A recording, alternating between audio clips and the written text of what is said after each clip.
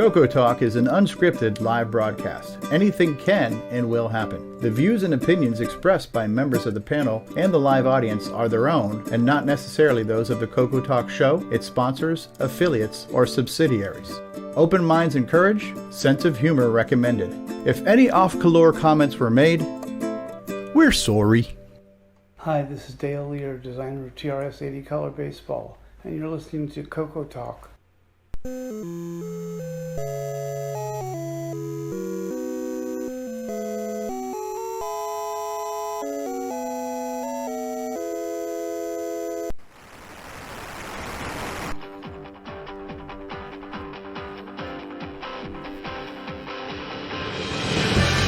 This is CoCoTALK, the world's leading live talk show featuring the Tandy Color computer. It's time to drop your socks and grab your real-time clocks, and let's rock. CoCoTALK is rocking the 8-bit world, keeping the Tandy flame alive. We may be mocked, but we'll never stop, cause CoCoTALK is rocking the 8-bit world.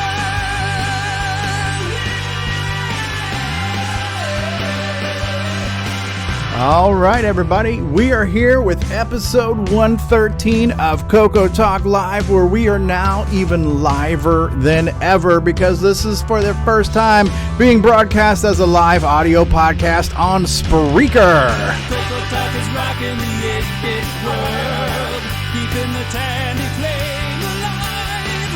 We may be mocked, but we'll never stop, cause CoCoTALK is rocking the 8-bit world.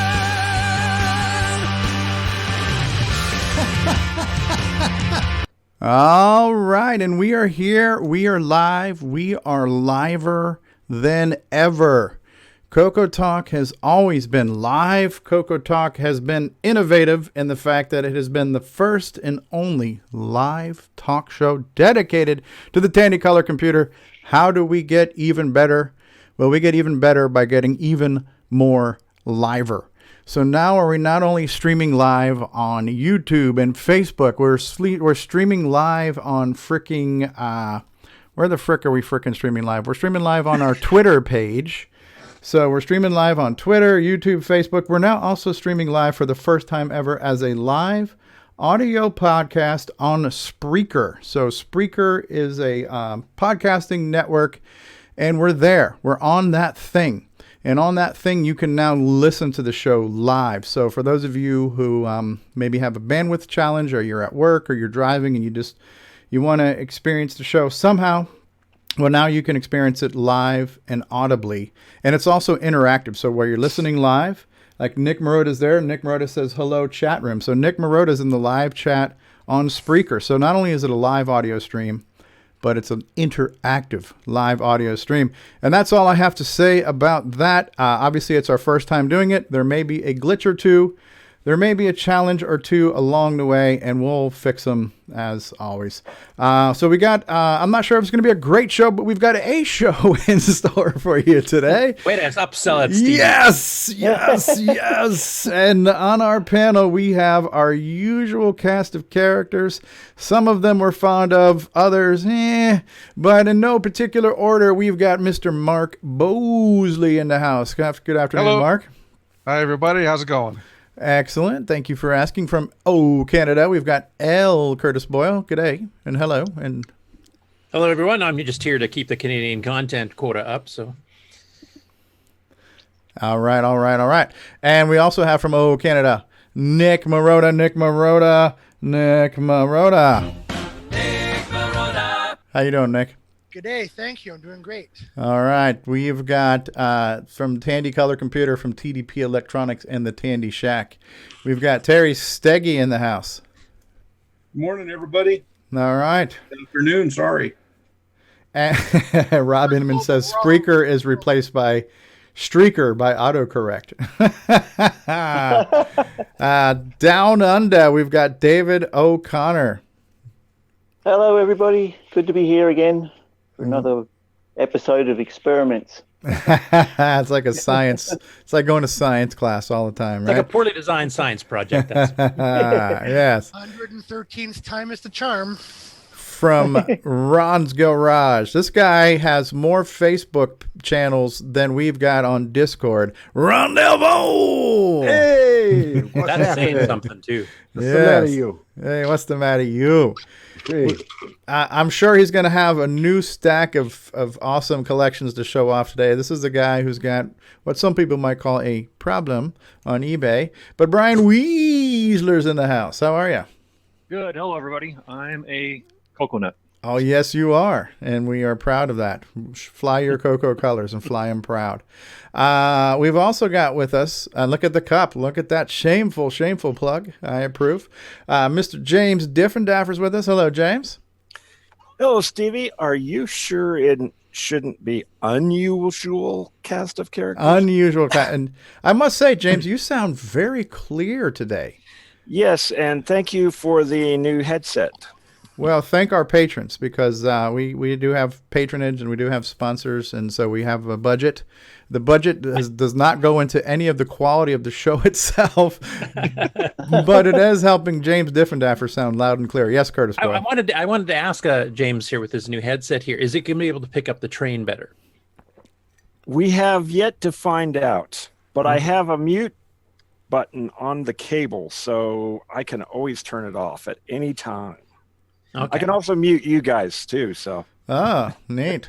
Hey, I want one of those headsets. I want one with a built-in filter that just mutes David Ladd. Speaking of which, we've got the guy who says, "Oh, I'm much happier breaking stuff." It's Sir David Ladd. Welcome, David. Why, thank you, Stevie, and hello, everyone! Is everybody ready for yet another excellent show? I certainly hope so. Today, we're going to have a great and wonderful experience with everyone. So let's get this show on the road. Is that right, Stevie? We're going to get... It's absolutely right. Yes. Thank you, David. Sorry to cut you off. Turning the enthusiasm up to 11. Yes. And the thunder from down under himself, maker of cheap, crappy, semi-graphic knockoff games. It is none other than Nick Marentes. G'day, everyone. Yep, I'm here to bring us back down to earth after that David Ladd interview. And last but certainly not least, now joining us from somewhere. Look in your rearview mirror, Grant Leedy. On the road, chasing storms, chasing God knows what else. It's Grant Leedy, the internet's own Grant Leedy. Hello, Grant. Hello, how's it going, everybody? We're doing fine. Hey, say hi to the folks on Spreaker, too. Grant, we are live. We are live audio broadcasting on Spreaker. Hello, everybody on Spreaker. Hello. Eric Canales says I'm ready. Oh.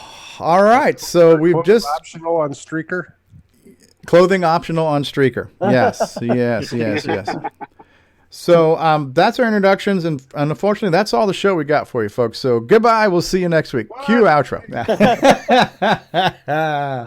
I'm sure Jim Brain would consider that a massive improvement. Yes. That's a major core dump. The whole lot got dumped. Look at that. So Does everybody have their icon, their little... No, is that what that was? Yeah. Okay, so that's when I was really confused. I saw the message that said, get your Coco mouse pointer, and I thought it meant a mouse pointer that would run on the actual Raspberry Pi itself. So this is one that actually runs on a real, like on Windows. On Windows, yeah. So it's a Windows mouse pointer. Mm-hmm. That is really cool, Ron Delvo. Yep. And Grant Leedy, if you could, keep your filing down to a minimum. We hear a lot of noise coming from you right now. Here we go. Retro Innovations has just chimed in. He says, like the incoherent warbling of a stupidly sloshed patron at Bob's Bait and Bar on karaoke night, it's CoCoTALK. Thank you very much for that introduction, Retro Innovations. This is the guy that wants to host the show sometime. So free insult to Bob's Bait and Bar. Free bird. Sounds like a description of our attempts to get audio streaming going that time, Stevie. Yeah. So, and with us in the live chat, let's recognize everyone except for Retro Innovations and Jim Brain. But Mark B was here. Rob Eamonn is here. James Jones says, does it start at 2 o'clock or 4 o'clock? I'm seeing live in 3 hours. I don't know, James Jones. I apologize for that. Mark B., Rob Inman, James Jones says, nice ukulele work. Sean Ernst is here. Hey, Sean, how are you? Everybody say hi to Sean and to James and to Rob Inman. Matchy is here. Hey, Matchy. Terry Steggy is here in the live chat. Curtis Boyle's in the live chat. Eric Canales is here. Dave's Hobbies is here. Retro Innovations. And live on Spreaker right now, Nick Marotta is there hanging out. So is Terry Steggy, and so is Nick Marotta. So you can chat with us live on Spreaker. If you're on the road somewhere or somewhere where YouTube is not practical, you can still catch us live and you can still interact with us, just like the folks on YouTube can. There's our introductions. There's our show. Good night. We'll see you next week. How about project updates, acquisitions? Anybody got any? I have a small one. Well, listen. Pause.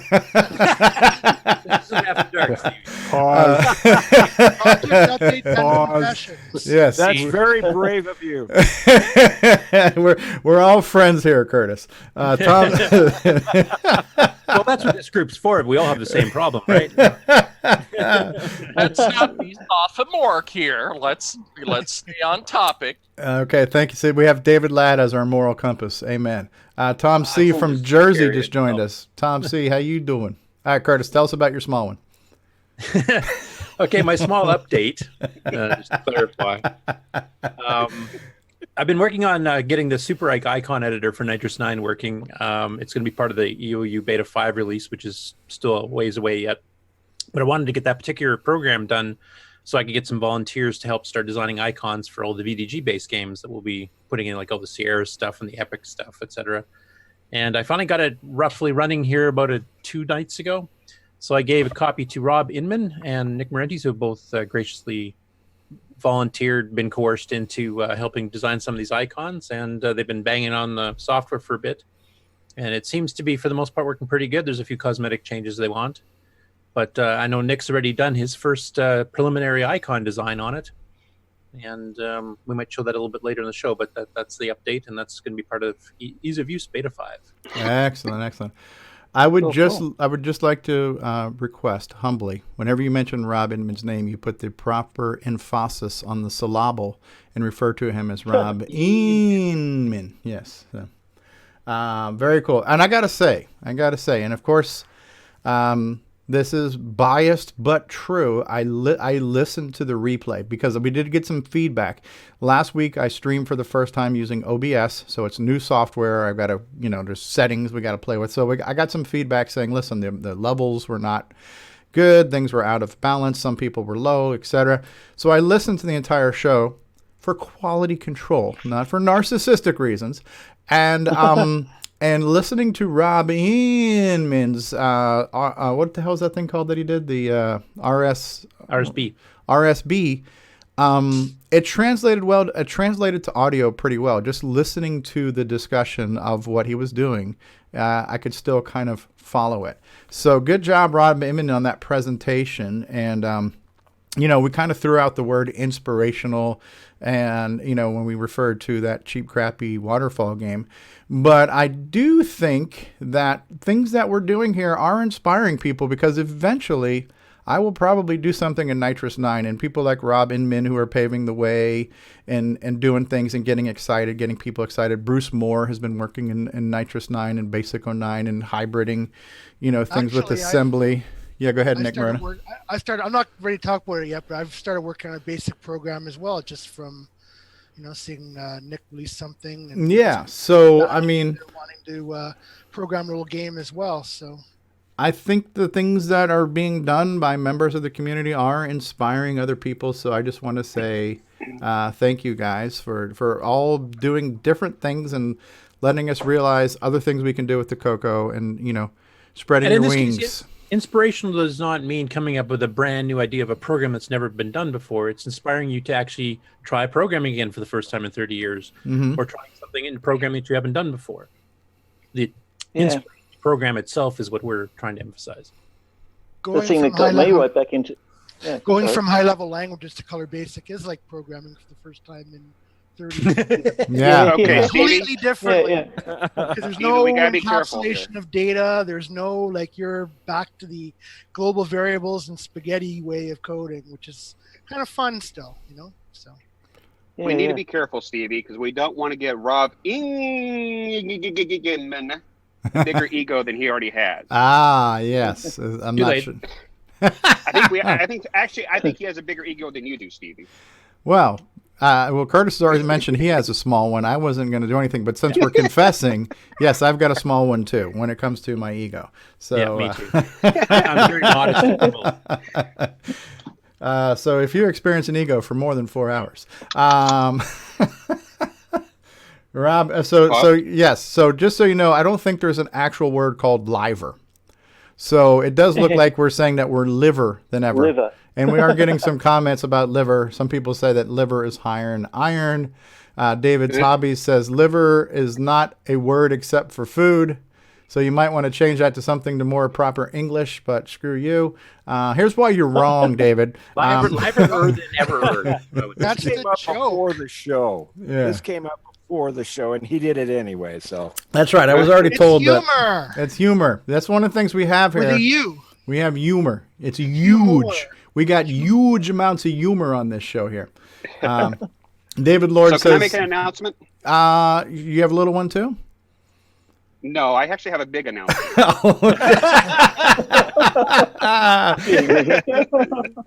Uh-oh. Let's hear it, David. Let's hear it, Grant Leedy. Well, since I'm in a place right now with good with cell coverage, I thought I would go ahead and make this announcement now. I was on the hotel committee for the Coco Fest for next year, and I am proud to announce that we have officially or will be signing the contract for the new location, and I do have the dates for next year. It will be April 18th and 19th of next year, and it will be at the Holiday Inn Elk Grove hotel there in Elk Grove, Illinois. Excellent. So April 18th and 19th. And this will be a major upgrade to the hotel and our convention center. We won't have to worry about putting a jacket on to go outside. It's all in one big building and everything like that. But those dates are now set in stone and finalized. So. Okay. Now, I wanted to ask you something because I think you mentioned it before in private, but just to make it's public. My understanding is that currently, as it currently stands, we are not allowed to play live music, though, right?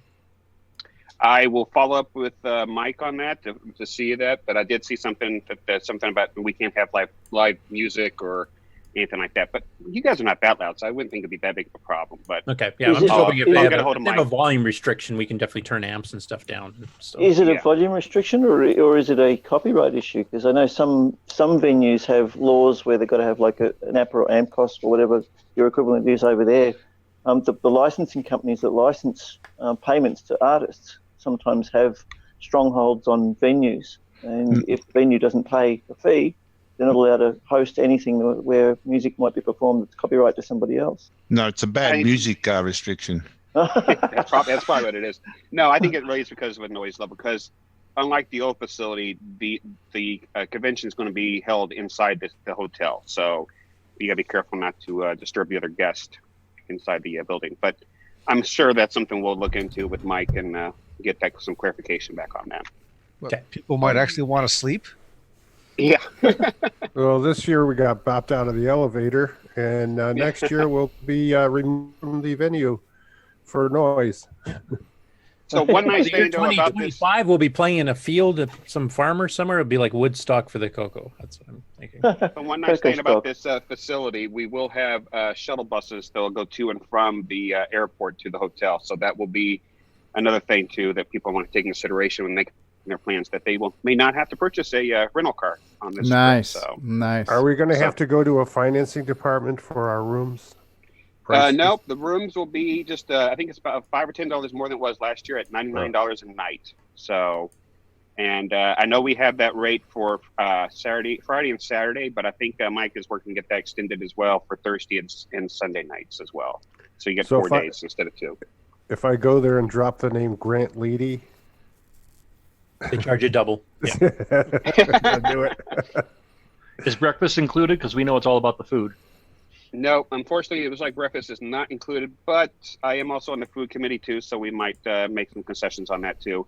I do know there was a pass that you could purchase for the all-you-can-eat buffet for $10, but there's also food options we're going to be looking into as well. So I'll have more information on that coming up. And that's one of the nice things too. We do have a full-service bar and full-service restaurant in this hotel as well. So nice. Well, we're a full-service group, so. Very cool. If there's a full service bar, I wonder if it would be possible to arrange something that quite often they have, like entertainment in places like that. Maybe there could be an arrangement made to have a jam session in there or something. Yeah. Do you want them to empty out the bar and lose all their patrons? I don't think so. Oh yeah. Curtis and Stevie, they can scare everybody away. I resemble that remark. Roger that.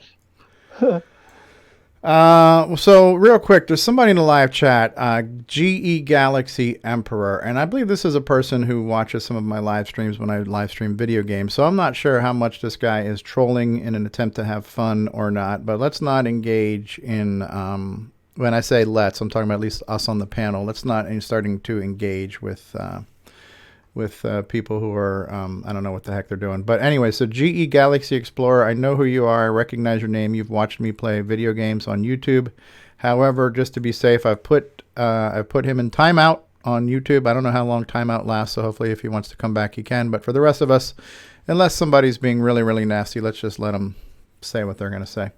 That's cool. So this is the same venue, Grant, that VCF Midwest has been at for the past few years.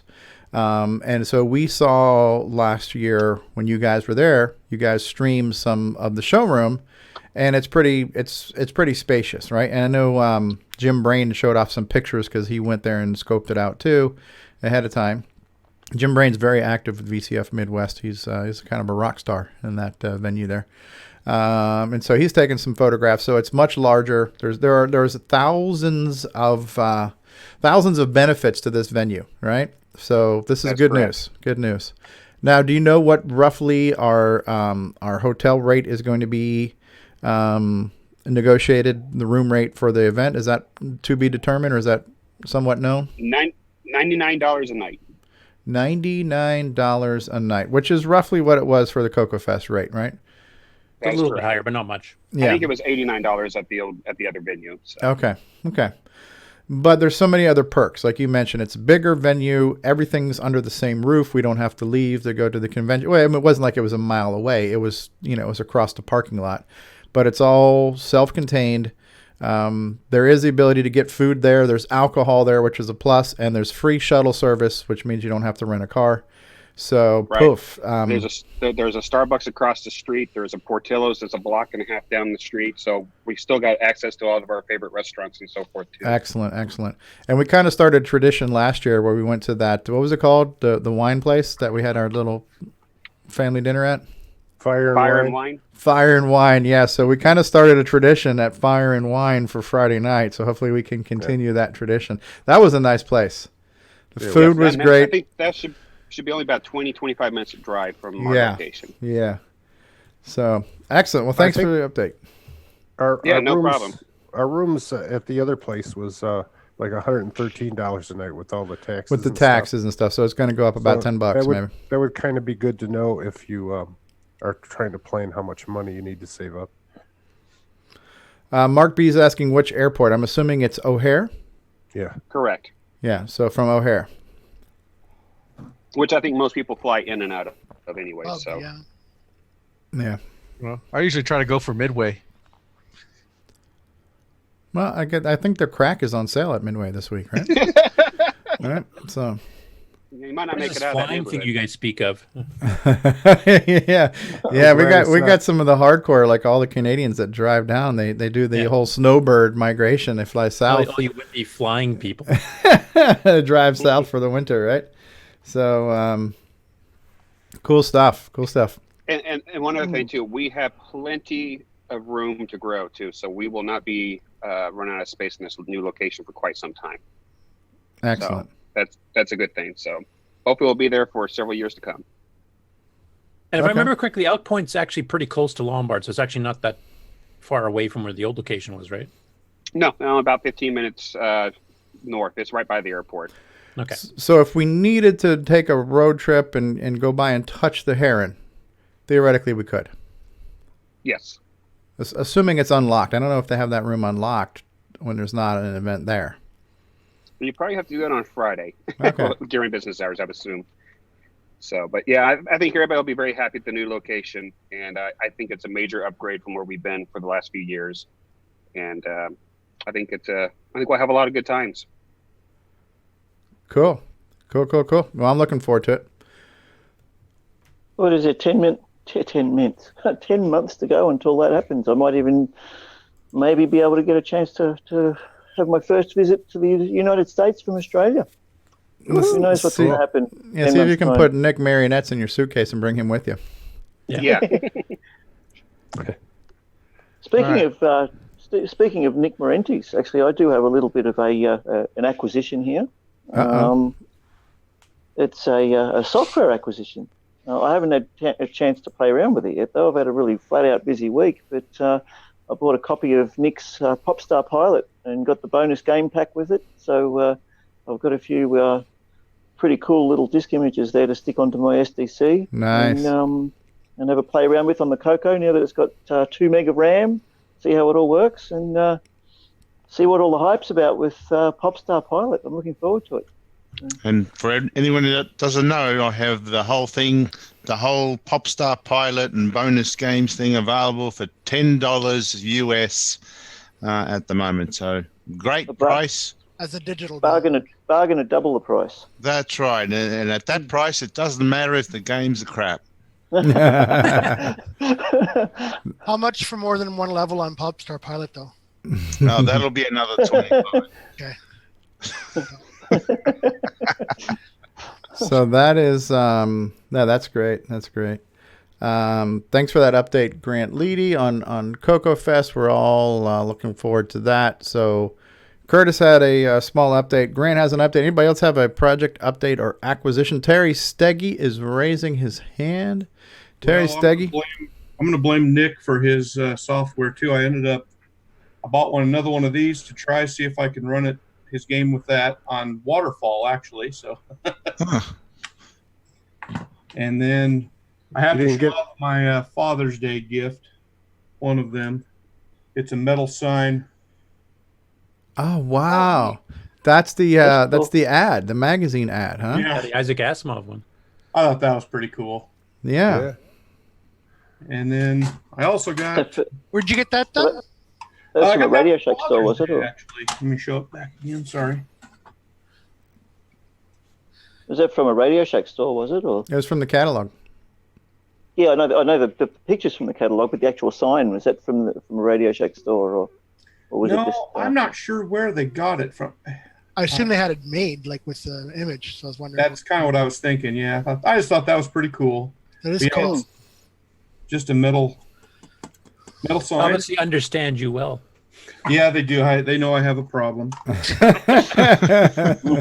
Knowing is half the battle.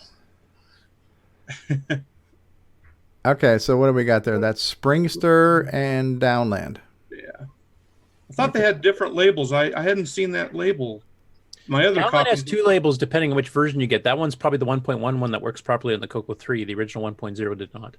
Yep, I think you're right, Curtis. I've got both versions. I just thought those labels looked kind of different and cool. I hadn't seen them before. So anyway, that's all I've got. Neat. Thank you for sharing. So yeah, I just want to say right now we've got 23 people watching us live on YouTube. There are 13 of us in a panel, so that means there's at least 10 people who aren't us who are watching us right now. And I want to you 10 people, I want to say this. I want to say thank you. Yes, you're too kind, and thank you. Yes, thank you for tuning in every week and being here. It helps motivate me to want to do the show when people enjoy the show, and my friends get together and we just hang out here and shoot the Coco shite together. And also, we're sorry. We're sorry, yes. And Brian Wieseler is raising his hand very politely, I must add. Brian Wieseler, you have the floor, sir. Thank you. Yeah, I got a couple items here I'd like to share. I picked up this manual for the CGP 220.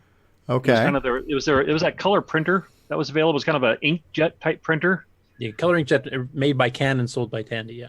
Yeah, and I actually had one of these back in the day, and I don't know where it ever went. If got misplaced during a move or something like that. But I picked up the manual, and I'm keeping my eyes open for one of these printers. I'd really like to get one again, but they just don't come up very often. So, but I thought I'd at least grab the manual. That was kind of. Is that a dot matrix color?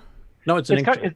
It's like an inkjet printer. It actually has the 4 colors: black, cyan, yellow, and magenta. So actually spraying ink, not the pens like the plotter. Yep. Yeah, it sprays ink. It's actually driven by 6809 too. Huh. Yeah, it sprays ink there. It has 2 ink packs. One is just black, and then the other cartridge has three bladders in it that have the 3 colors. Yeah, Okay. it has a little lever you have to pump it when CMY? you first turn it on to get the ink flowing smoothly. Yeah, to kind of prime it a little bit. Yeah, I remember that. I got one. You have one? Yep. Wow, jealous. So, and then I also picked up a couple cartridges. I got these 2 from a gentleman there, Spider Side. Spider Side. Yep. And then he was also had a Coco Max. Ah, look at cool. that. So got one of those. That's And got a then, high-res joystick interface on it, huh? Yep. Won't work on the 3. Okay, will not work on the 3. Okay. Well, on the your Is it with the multi-pack? MPI. Yeah, Yeah, so it won't work on a multi-pack. Coco 3 if a multi-pack, but it would work direct. Works direct. Okay. So would it work with the Y cable? Do you know, Ron? I don't know. All I know is that the upgraded Like Mark multi-pack Theo, won't work. he's a drama king. We're not putting him on. Okay. I'll have to try it out and play with it a little bit. Yeah. And then there was a guy that had a Coco 2 with some game cartridges. And so I, like a lot of times what I do is I'll drop them a little message and see if they want to sell the cartridges separately. And he said he wanted to sell it as a whole pack, and it never sold. So before he reposted, he reached back out to me and said that he would sell them. So I went ahead and picked up these 5 cartridges from a guy, one of which was another Coco Max. Well, you know that'll work with the Coco 2. Yeah, okay. And then some color script sit. Script sit. Yeah, I always have to be careful when I say script sit because sometimes I want to drop an H in there. I know what you're doing after school. Color script sit. Color script sit. Color script sit. Color script sit. Color script sit. Color script sit. Okay. And then also we had some had a Wildcatting. Yes. Yeah. So that's one I've had before or ever played. So I'll check that one out. And then some clowns and balloons. Hey. So that was one there. And another one I've been wanting to get for a while. I wish I had it in a box though, but Demolition Derby. Demolition Derby. Nice. Cool. Yeah. Nice. So yeah. So that's what I got to share today. Very cool. So every week you have something new and exciting to share with us. I want to say hi to a few people that just chimed in the live chat too. So Sixy is out there. That's Karen Anscombe, creator of Xroar, an excellent emulator for the Color computer and the Dragon computer. Hello, Sixy. Moat58 is out there. Hello, Moat58. Rob Eamonn is out there. Ken Reichert has joined us. Ken says Maximum Coco Max. Sixy says Color Scriptsit was actually good. Super Scriptsit. Super Scriptsit was actually good, but for a different platform, of course. Okay. Ken Reichert says Color Scriptsit almost as good as Audio Spectrum Analyzer. and Qui-Gon has just joined us. Hello, Qui-Gon. Very cool. Thanks, guys, for being here. So, and we've just been joined by Mark D. Overholser. Hello, Mark. Are you able to talk, Mark? Are you? I should be able to. Can you hear me? We can hear you. Hello. Welcome to the program, Mark D. Overholser. Thank you. I'm out camping, but at the moment I'm hanging out at a local grocery store that has Wi-Fi. Oh, neat. Neat. A safe zone. Yes, safe zone. Welcome to the program, Mark. Do you have anything to share with us other than your incredibly dapper shirt you're wearing there? No, not this night. Where are you camping at? Are you able to disclose the location, or is this top secret? Or Nah, it's called Schwartz Park. It's near a reservoir called Dorena Lake. And what city, state? City is Cottage Grove, and the state is Oregon. Oregon. Have you seen the Oregon Trail while you're there? Numerous times. And have you, by any chance, gotten at least a mild case of dysentery? Nope, never have for that. Okay, well, that's good. Keep that up. Thank you. All right, so Brian Wieseler has done some more show and tell with us, always making us jealous. Anybody else have any project updates or acquisitions or things they'd like to share with the group? Going once, going twice. Would you like to share your cat with us, David O'Connor? Hey, He has got quite the mane on him. He is one fluffy kitty, huh? He's actually his breed is a Maine Coon. Yeah. He's a very, very large cat. He'll be 16 years old in September. God bless him. So yeah, he's getting on. He's my faithful Coco cat. Always wants to be the center of attention. Absolutely, and they should be. And we've also been joined by Rob Eamonn. Rob Eamonn, welcome to the program. Good morning, everybody. Good morning to you. I don't know if you heard my compliment, but your RSB segment played well on audio, and I enjoyed listening to it. Oh, why, thank you. Yes. But I have been warned that might help your ego. So hopefully your ego is manageable today.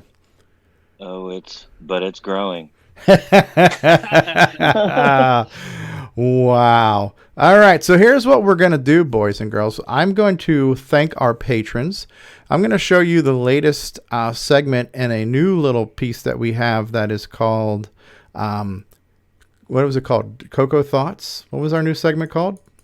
It is called Coco Thoughts, wasn't it? Coco Thoughts. So we're going to see Coco Thoughts number 3. You've seen Coco Thoughts number 1. You've seen Coco Thoughts number 2. We're going to debut. Not only are we debuting the fact that we are live audibly on Spreaker, which also means if you guys want to hear the audio podcast, typically it's taken me time to manually download and edit and convert and save the video show into audio format. You will now have near real-time access to the audio replays of the show, same day, most likely. So if you missed it live and you want to listen to it, you'll be able to hear it much quicker. And Erico has joined us. Hello, Erico. I don't know how to pronounce your name. Is it Erico or Erico? But we know who you are. You do cool stuff with the Coco, and we're glad that you're here. All right, so let's thank our patrons. Let's hear Coco Thoughts number 3. We're going to take about a 2-minute commercial break, and then we'll be back. Paul Thayer has just joined us. You guys are doing the show today. Yes, Paul Thayer. We typically don't do the show every week on Saturdays, but this week we thought, you know what? Just to be random and spontaneous, we'll do our show on Saturday. But we're here, Paul. Glad to have you. And let's now talk about our patron sponsors of our program that have helped get James Diffendaffer a clean, clear-sounding microphone. But Al Hartman, Alan Huffman, Blair Ledoux, Brendan Donahue of the CocoVGA.com project, Brian Joyce of Extructus.com, D. Bruce Moore with CocoForever.gracenote.ca. Oh, I spelled Grace Note wrong. It's an E in Grace Note. FOD.gracenote.ca, also one of Bruce's sites. We got Davey Mitchell. We've got Diego is here. We've got Disney Saints fan. Eric Canales and his color-computer.com. I forgot to put Diego's site. What is Diego's site? Yet another color-computer site.info. YACCS.info. Yeah. Did I misspell Eric Canales? Yeah, Canals. Eric Canals is one of our sponsors. Yeah. Hey, listen, we're liver than ever, so Eric Canals is up there. Grant Leedy, Jason Downs, Kyle Eder, Ken Reichert, and KenMakeIt.com, Paul Fiscarelli, Frenomythic, Ripen Peach, Richard Lorbieski, and BoySonTech.com. Rob Eamonn, Steve Bjork, Terry Steggy, The Backyard Shed Gang, Tom C., and Tom S. All patron sponsors of the show. Thank you. You are all too kind. We'll be back in just a minute. And now, Coco Thoughts by Samuel Gimes. If I put a real-time clock in my color computer, who would I blame when I say out too late? Hi, it's Chris Boyle, part of the CoCoTALK crew of people. Hey everybody, this is Bill Noble, co-author of Nitrous 9. You are listening to CoCoTALK Live, the leading live CoCoTALK show. G'day, mates! This is Nick Marionettes, author of such colour computer titles as Donut Disaster, Rupert Rhymes, and Rockstar Pilot. And I am here today to tell you about the world's most fabulous operating system, OS 9. OS 9 and its current incarnation Nitrous 9 is the most advanced operating system ever created. And what makes it so good? Ease of use. I find OS 9 so incredibly intuitive that I haven't once cracked open the user manual. And yet I've been able to create such incredible games faster than the time it takes to sing Waltzing Matilda.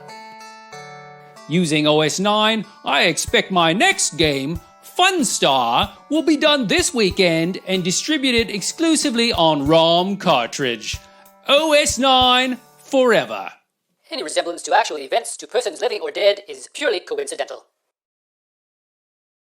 Radio Shack has a great gift idea for the whole family. Fast action TV games, and they're on sale. Get this 6-game model for $29.95 or the 4-game model for $21.95. With rising entertainment cost, that's a real bargain. You play hockey, tennis, squash, and more. Easy to hook up and great family fun that lasts all year long. The sale price TV games. Only at Radio Shack, a Tandy company. Hi there, this is Mark Overholser, and you're watching CoCoTALK, the world's leading weekly talk show where you can join in. Hey, come watch us and see what's happening in the world of Coco. CoCoTALK is brought to you in part by Placeblex Dietary Supplement. Placeblex. We think it works, so will you. Coco 2, c'est le coq champignon, des micros et dans le pion. Pour le jeu, il pas d'attente, les études, c'est pas bizarre. L'expansion, il a ça, les commandes, tu vois ça. Notre Coco est programmable, pour tes cours, c'est bien serviable. Coco 2 de Radio Shack, ton affaire est dans le sac. Un ordinateur couleur qui a de la personnalité. Le Coco 2 de Radio Shack. On solde pour Noël à partir de 149,95. Coco 2 de Radio Shack, ton affaire est dans le sac, c'est toi et Coco 2.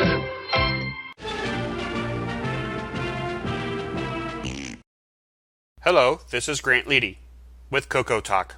Got your Coco 3 yet? From the makers of the Switcheroo.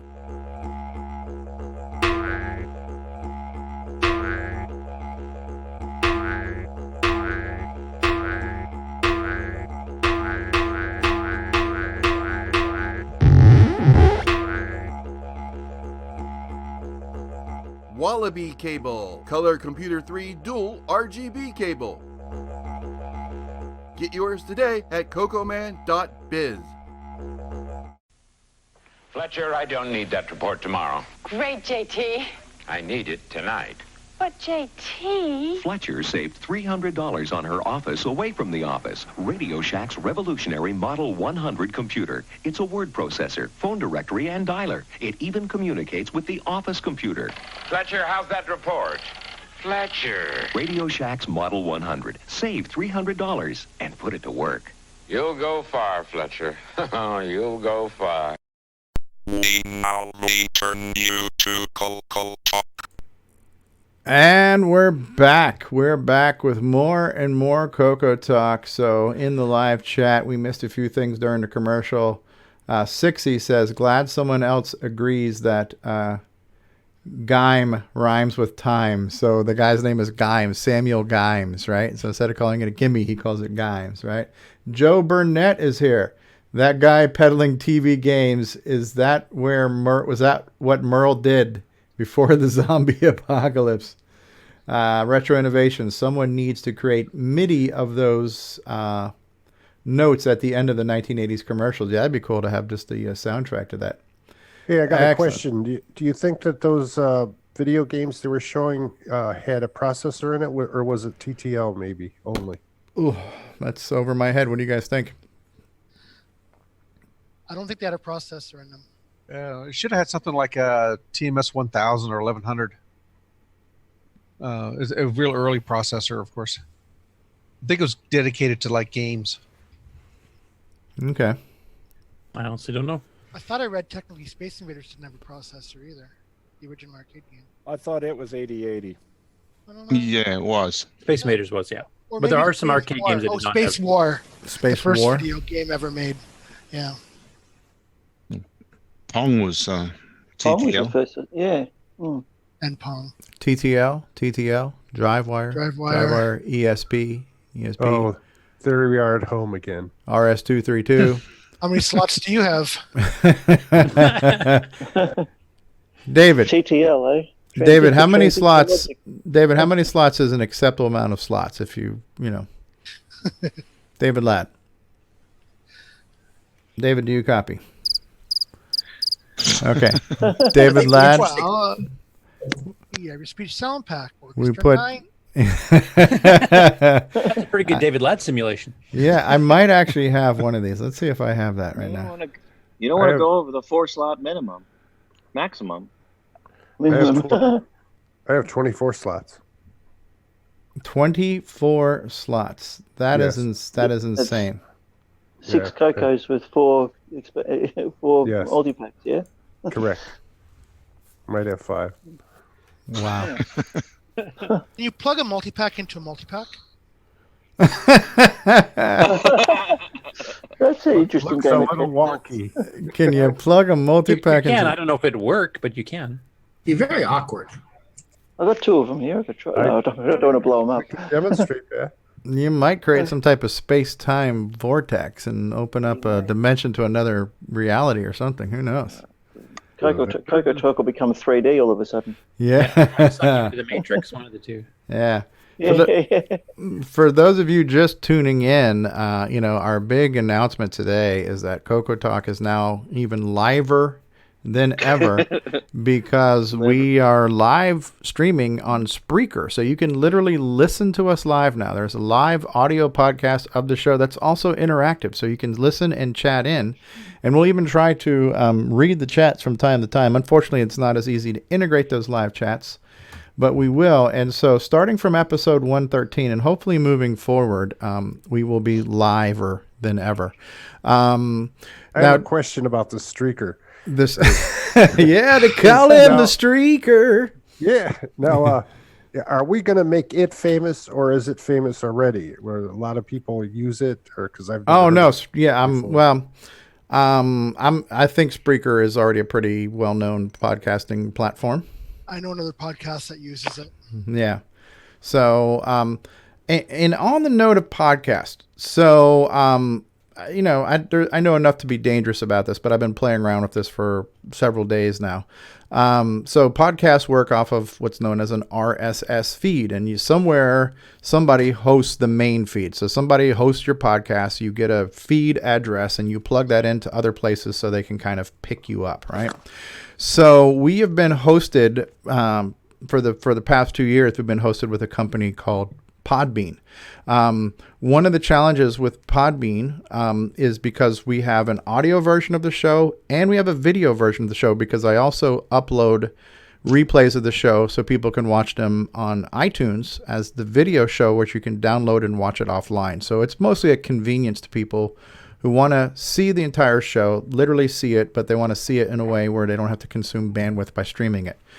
The mixture of these two medias, of audio and video, has not been completely compatible with other people receiving the RSS feed from us, because some services will only accept an audio specific feed. So the pursuit to figure out a new way to feed audio led me to Spreaker. And the thing that really appealed to me about Spreaker was not only is it a podcasting service like anybody else, but they have the ability to do live audio podcasting. And since we are a live show, it made sense to add the live audio component to it as well. So, and on top of that, we're going to be able to host multiple shows, each with their own RSS feeds. So, for example, CoCoTALK After Dark is going to be its own podcast where you can subscribe to just that. Our other shows like Retro Talk that we're hopefully going to have more of and things like that. So each show will be a separate podcast feed, so you can subscribe to the shows you like. You can subscribe to CoCoTALK, you can subscribe to After Dark, you can subscribe to Retro Talk if you want to follow those podcasts. One way to tell you're getting the new version of the show when you look for CoCoTALK is it's going to say CoCoTALK Live. So when you search whatever podcast platform you're on, If you search for the word CoCoTalk and you see the title of the podcast now says CoCoTalk Live, that's the new version coming from Spreaker. It's because I've been in 2 different places. I'm probably going to be, picked up different ways. So I want people to know that CoCoTalk Live, and you notice the logo here too. The word live is in red. So that logo with the word live in it too is going to let you know that's the new version of the show. And we have lots of plans on other things and other shows and other things to be revealed later. So, the wheels are turning, ideas are cooking, and, this is just one step in many other services and features we hope to offer our viewers and listeners in the future. All right. I wanted to mention one thing about Spreaker. Like, people were wondering if it's been used by other shows and stuff. I will mention that Twit, that is one of their live cast options, is Spreaker. Okay. All of their shows. Okay. And Twit's fairly well known. Yeah. Yeah. So they're a big player and they're using it. Yeah. So we are going to be able to be experienced a number of different ways, and I will update the CoCoTalk website with the different places that are catching our feeds and offering our feeds. So we'll have more on that in the future. So just check in on our website, cocotalk.live, from time to time for a list of places where you can catch it. For example, you can get us now on Amazon Alexa, right? We've always been there. So you could go there and ask to play CoCoTalk. Lots of different places. We're on Spotify now, for whatever that's worth. A place where people go to listen to music. Hey, you know what? Spotify is a hugely popular platform. What's that, Spotify? Spotify is a hugely popular platform. But it's mostly been hugely popular for music, hasn't it? No, it's getting there for podcasts too now. Okay. Really? That's interesting. Didn't even know they did podcasts. Rob, for use. Yeah, Rob Inman's asking which twit is responsible for this show. Yeah. I wasn't sure about that. I know that a few people were posting. I know the Trash Talkers were posting they were on Spotify, and Coco Crew mentioned they were on Spotify, and so I didn't understand, what the listen, the more places you can be, the better. There's nothing wrong with that. Discoverability is important. Discoverability, yeah. Probably also worth mentioning that something I've added recently is the ability to watch us live on Twitter. So Twitter has something of theirs that's called Periscope, I believe, and that's kind of their live streaming platform. And I've actually added to the multi-stream. When we stream live right now, we're also streaming on Periscope. So if you're a person who watches us or you follow our Twitter page, the CoCoTalk, at CoCoTalk Live on Twitter, if you follow us there, you can also watch the show live on Twitter. We're live on Twitter right now. So when we multi-stream, we are multi-streaming all over the place. Lots of ways to experience the show. And I'm not sure if any of these ways are good for human consumption, but we're out there. Like a virus. Yes, like a virus. Like radiation import from my screen or anything? If you stare at a green screen too long, yeah, you could get face cancer. So. And how are we doing on streams, like video versus audio? I don't know if we've done a public update on that lately. Honestly, I haven't tracked the numbers, Lisa. I know in general, the last time I checked, we were somewhere around 21,000 downloads on the generic podcast numbers. That's, lifetime audio and video, which is definitely respectable. We've always averaged about 1,000 podcast downloads per month, which is also respectable considering. And that's in addition to the live feed. In addition to the live feed, yeah. So. Unfortunately, because we're in so many places, it's really hard to correlate all of those numbers. But, like I said, the number that I'm concerned with, the only number that concerns me right now is I'm looking on the YouTube watch page. We have 23 people watching us live, right? And at least 10 of those people are not us. And can you get view counts from the Twitter Periscope account as well, or?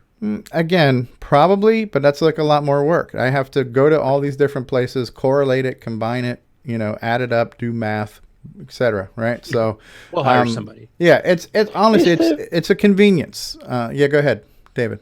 I was thinking this would be interesting if they had like I know with audio, I've just literally created a new band name and preparing all the audio files for my next CD release. And I'm going to do it through a company called CD Baby, which some of you probably heard of. Yeah, CD Baby.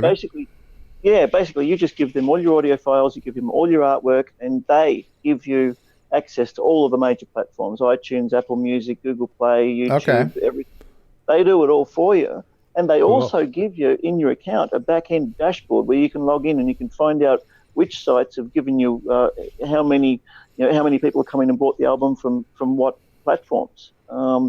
Really detailed statistics. So I'm just wondering if there's, because we're doing the equivalent in streaming and we're streaming to different areas and different places, I wonder if there's some kind of a statistics thing that we can get it all bundled together in one place where you can just look at everything. Is that pricey? CD Baby? No, it's pretty good. It's $50 US per CD launch, and you get 91% of the profits you get from each sale. And so it's only a one-time fee per album. You don't pay each year. You don't have to pay a membership, and they just take 9% of each sale. So it's pretty good. Which is cheaper than iTunes. iTunes takes what, like 30%, right? Yeah, and it goes to iTunes through these guys as well. So by going through these guys to all these places, I mean, you probably don't get as much back from iTunes, but CD Baby themselves only take 9% of each sales. So, but you've got it out on pretty much about 150 platforms they release it to. Interesting. That's worth looking into. Okay, so CD Baby, we'll look for that. Aminico Stone has just waved a hand at us live on YouTube. Hello, Aminico. Welcome back. I haven't seen you in a while. Yeah, I mean, honestly, it's the whole idea of this retro hobby for this one computer. We're such a niche thing. It's so obscure to begin with that it's, it is what it is. However, getting yourself out there, as many places as possible is not a bad thing. Because I know the Coco crew has mentioned that they've reached 90,000 downloads, and that's an insane number. It's like, wow, that's huge, right? So to me, I'm really more focused on quality than quantity. I just want to make sure that I'd rather have 12 people here that are enjoying being here for us, and right now, we still have 25 people watching us live. So when we do this show for sometimes 5 hours on end, if there's 24 people here hanging out with us, to me, that's a quality experience that we're having with these people versus a quantity of some random abstract number. So I'm not as concerned about big globalization numbers and all these statistics. As long as people are here to watch us live and are enjoying the show, and I can look at the replays, we get an average of 100 to 200 views each week on the YouTube feed, plus the podcast feed. But again, because we're feeding so many places, it's really hard to correlate all those numbers. And honestly, I don't care. I'm not trying to come up with some figure to just brag about a number. To me, numbers don't mean anything. It's really about, are we providing a service? Are people enjoying what we do? Are people showing up every week? And so far, the answer to that is yes, right? So I'm happy with that. But we are going to continue to pioneer new platforms to infest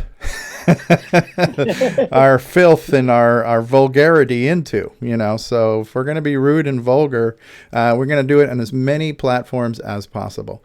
So we'll continue to push that envelope and broaden horizons and just, Yeah, discoverability is huge. If you're not available on certain platforms, especially if you get in different countries where other ones may be more popular than they are in Australia, North America, the UK, or whatever, Canada, then at least you have the opportunity of being found by somebody if they do a search for Coco on whatever that happens to be. So the more platforms you're on, the more the show can spread, and we can start getting European viewers we may never have gotten before. Right. So when are we going to start broadcasting in Spanish? El CoCoTALK. Tacos. I love tacos. Yeah, I love that. It's getting close to lunchtime. Somebody say tacos. I'm out of here. Tacos.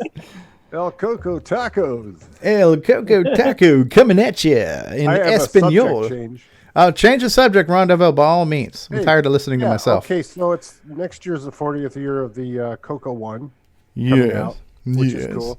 Now, is this year the 40th anniversary of the agricultural color computer that was made? No, the AgVision. Yeah, did that come out a year before? Yeah, I think the first version came out in 79, didn't it? If it did, then it's the 40th anniversary of that machine. Yeah, that's true.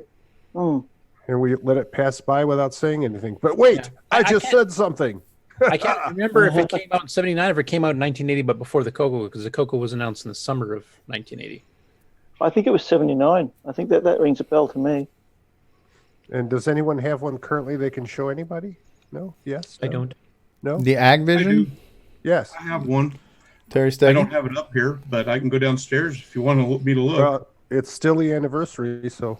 Yeah, we got all year. So yeah, bring it up. Let's see it. Yeah. All right, Is it a I'll bring it different up color? next week. How's that sound? Yeah, that's fine. Well, it's still the anniversary, yeah. Well, our next commercial break will give you 2 minutes to do that. So, I haven't seen my stash of stuff. This is a week-long project we're talking here. Well, we could bring a picture up and share it. I don't have the blue one. I wish I had the blue one, but Yeah, does anybody know history on that? Did it come out blue first, or?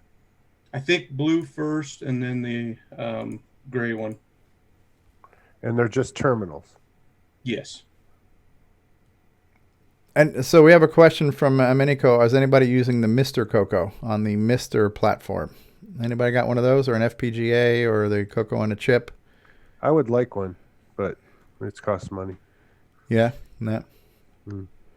We had some people talking about Coco Pi this week too. That stuff's going on. Anybody else in the panel have a Coco alternative, like a hardware emulated Coco? Negative? Crickets? Nope. Okay. Ken Rackard says, make an oil painting and show that. That's what we'll do. We're going to make some fluffy clouds over here. Some happy little trees. So, yes. All right. Anything else, or should we move on to news with Curtis Boyle? Anyone? Are we ready to move? Let's do that.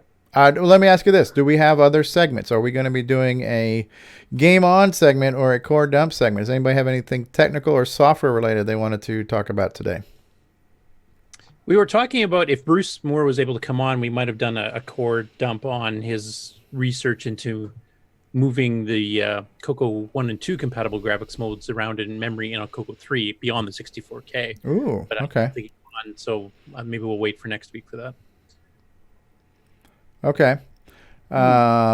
James Jones in the live chat says, I've got a Matchbox Coco. I would like to have the Mr. Coco someday. Curtis Boyle says, Bill Noble has the Matchbox, but not a Coco. Bill says, I have a Matchbox. So Matchbox Coco is the new name for what used to be called Roger Taylor's Coco on a chip, or Coco on a stick, or whatever the hell it was called, right? Chip, yeah. Coco on a chip. That's now called the Matchbox Coco, and then Roger Taylor came up with another project that was called the Mr. Coco, which is using the MIST platform, or the Mr. platform. And then there was also Gary Becker's Coco 3 FPGA, the original, the often imitated Coco 3 FPGA by Gary Becker. Soon to be duplicated. Represented at the Coco Fest, wasn't it? It was represented. Yeah, he's there every year at Coco Fest, showing off the Coco 3 FPGA. It's basic. So that one, it basically emulated all of the Motorola chipset, basically on a single FPGA, I guess, is it? Would that be right? The gimme. Sorry. Yes. Yep. Okay. Yeah, Nick's got a Coco FPGA. Oh, you do, Nick? Yes, I do. Yep. Okay. It's not set up, but yeah, I do. Okay.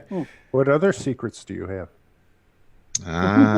If I tell you, I'd have to kill you. He's running OS 9, ease of use on it. Ease of use. He was last night. Inside joke. Yes. Inside joke.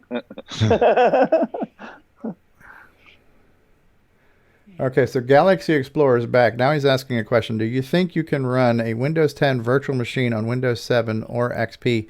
I would say the answer to all of that is yes. Yeah, typically with virtualization, you should be able to run any version of Windows. Now we have somebody, Scurvy Nuts. I don't even know what the hell that says here. I can't even read your name. What does that say here? It looks like it says Scurvy Nuts Only Lamont or something. Nut story. I'm not. I can't. Nut story. I can't read your name. But anyways, right now this is we're using a little private piece of software for this show. But you can chat with us live. All right. So we answered the question. We answered the question about the Coco 3 FPGA. Some people have them. So what else? Are we ready to go into news? Anything else before we move on to the next segment? Anyone? Bueller? All right. I noticed we got two people there on the screen that are both running Neutroid. Yes. Well, Neither one's one of them running have figured out how to play it yet, but yeah. Neutroid 2 on mine. Yeah, yes. Ron's got the original, and Nick's got the updated version, which is semi-graphics running on a Coco 3 even. Ooh, yes. Yes, that's right. Many say it can't be done. Well, yes, it can. Listen. I'm not. Listen, we don't need you stirring a pot right now, Nick Morentis. Okay.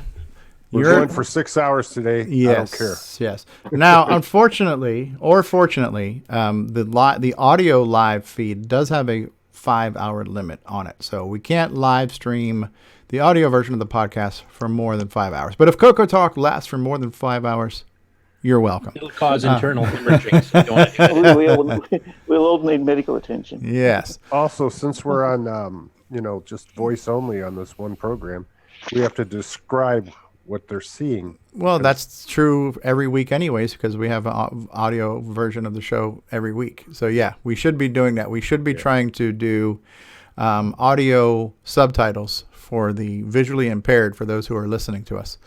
Imagine, if you will. Yes. TDP 100. All right. I am focusing my camera now on L. Curtis Boyle. I'm going to play some music here that's going to kick off our news segment. L. Curtis Boyle, are you ready to go into some news?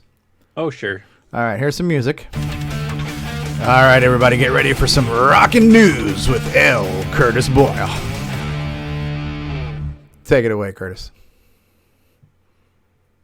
Can't hear it, so. That's because I can't share. If I'm sharing, you wouldn't be able to share. Sharing is caring. Okay. Let me know when the music's done and I'll start. Curtis, I said take it away, Curtis. That was your cue. Oh, that was we got to work on this here, Curtis. Yeah. Take it away, Curtis. No, Stevie. Go slow. He's Canadian. Yeah, we're sorry. I'm sorry. We're sorry for Curtis Boyle. We're sorry. I need more maple syrup. Okay, is my screen being shared? Your screen is being shared. Okay, so first up, there's 2 more AGD packs released. This is 31, which contains the game's Breakanoid, which is a clone of Arkanoid, and from the screenshots that I'll show in a little bit here, it actually looks like it's using the same level designs as the original Arkanoid, so it looks like an actual clone. That's cool. Chunkzone, Operation Labyrinth, Fall, Pengo Quest, and Percy Penguin. So there's Chunkzone, which looks weird. There's Breakanoid. Oh, that looks neat. Dithering there. Thank you. Yes, you're too kind. Selection screen. And there's the Space Invaders level, which is actually on the real Arkanoid too. So it looks like a pretty good clone. Now, I'm not sure if the translation of the graphics fully work, because the regular Arkanoid has different colored blocks for different things. Like ones you have to hit twice and ones you are indestructible, etc. And they all look the same here. So I'm not sure if that was just a translation or if they are literally just blocks. Somebody who knows the Spectrum version would have to let us know. But that one might need some graphical tweaks later. There's Bubble Frenzy, which looks pretty nifty. Oh, Ken Reichert says a cheap knockoff of a Sacred Cow game is not permitted. In Spain, so what do they care? Yeah. Operation. Oh, that looks neat. That little title screen looks really cool. This with the dither in there. Like Saturn or something there. So yeah. Ron Delvaux can vouch for that. Thank you. Yes, you're too kind. And thank you. These are all meant to be a color, aren't they, on the Spectrum anyway? Yeah. Yeah.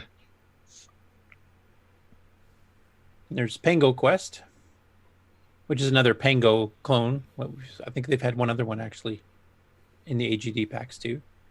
Percy Penguin. That looks cool. Which actually looks like a pretty interesting level design in that one. The Icicle Forest. So anyway, that's that particular one there. And then later in the week, they brought out AGD Pack 32, which has another set of 6 games, which includes Ferret Buster, Flipping Horace. I don't know if that's related to the Dragon Horace games. Lupo Alberto, Monkey Jr. in the Treasure of the Gold Temple, Pickaxe Pete, and then I'm going to let you guys do this one. How the heck do you pronounce this? Hold on. Here, I'll clear it off so it's easy to read. Zyblut or Owrzodzien W Kamiennym. I think he had lots of coffee, and it was the last game. Yes. I think literally when he was typing this, his cat just fell asleep on the keyboard, and that's yeah, right. Yeah, that's. Oh, maybe someone dropped. Now some maybe LSD into his it's coffee or something. Let's try this. Let's read it backwards. Backwards, it's my Nike we nice does roro tulbas. It says Ken Wieseler. Ken Wieseler. Calling this show a dumpster fire is way too good for us. I feel like this game is a trick, like when they make newscasters say bad words. Yes, it could be. We'll have to see the screenshots later of that game because I'm just intrigued by the title that's unpronounceable. Yes, okay, so Karen says, I tried Ferret Buster and couldn't make head nor tails of it. So, all right, good one. Speaking of, there's Ferret Buster. Ferret Buster. Yep, I don't know what that's doing either. Well, you got to bust ferrets. Oh, yeah. Obviously. Who are you going to call? It does look like the same Horace from the Dragon, actually. Flipping Horace. Oh, I thought you said flipping horses. Flipping Horace. Who the hell is Horace, and why would we want to flip him? Horace is a character in several Dragon-based games. There's Horace skiing, and there's Horace Frogger-type game. Okay, so is he like another Horace Cuthbert? Everything. Yeah, kind of, yeah. Horace is kind of an English name, huh? Horace is a course, of course, unless you know. But the character actually looks the same as the dragon, so this must be part of that same series, I would imagine. That looks neat.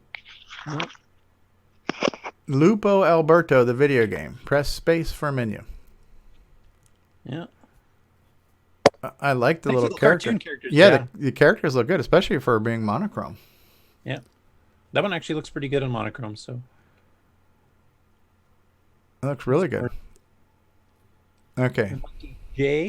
Monkey J. Oh, yeah. The follow-ups. A gold temple that was lost in the forest until he or she found it. Must be the longest video game title in the history of man. Lost in the Forest of Doom. Ooh, look at that Medusa head floating around. That looks cool. Ooh. Reminds me of my wife first thing in the morning. What? So, striking gold with Pickaxe Pete. Stevie's cut off. Gold with Pickaxe. Oh, okay. And Minico says that Horace is mainly a specky thing, so he's more on the spectrum than I guess on the dragon. Okay, because there's at least 3 games in the Dragon I know that have Horace. Okay. Hungry Horace and a few others. There's a Pac-Man clone, a Frogger clone, a skiing game. So must be maybe I don't know if it was designed multi-platform because those were back from the early days of. Okay. Not later. Hey, Steve, where are you going to host CoCoTALK next week? We'll figure it out. It'll be a mystery. It'll be a surprise, and we won't tell anybody. It'll be a scavenger hunt. People have to scour the internet to find us. I was trying to remember. Pickaxe Pete, wasn't that a series on some computer too? I've heard that character name before. It's a dragon thing, I think, too. It looks almost like Atari 2600 style graphics here. Yeah. And there we we go. If you guys can pronounce the Okay, rest of Zyblut or Zyblut? Owrzodzien. Okay, yeah. Sorry. Kamiennym. Oh no, I know exactly what this is. This is Karma Chameleon. I don't know what that is. So it comes and goes. The thing I find funny is it has this weird ass title screen with the unpronounceable for English speakers, and then actually Devil will tear your head off. You know, Devil will tear your head. Devil man. Yes. Okay. The title. It's Devil. probably Ukrainian or Russian. Yeah, or Polish. It looks like it could even be Polish. Oh yes. Maybe not Polish. Yeah. I mean, the level design looks pretty interesting, but I have no idea what the game's about. So. Devil will tear your head off. The devil, I swear that devil, what are we going to do with that devil? He's just doing devilish things. So maybe somebody ought to send him to hell.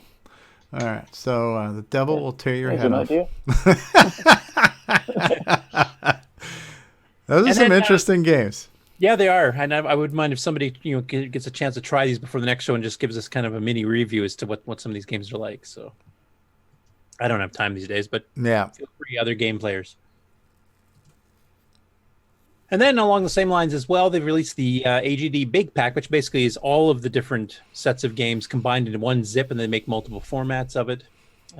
There's a list down here. And we should have all of these links should be in the description of this video.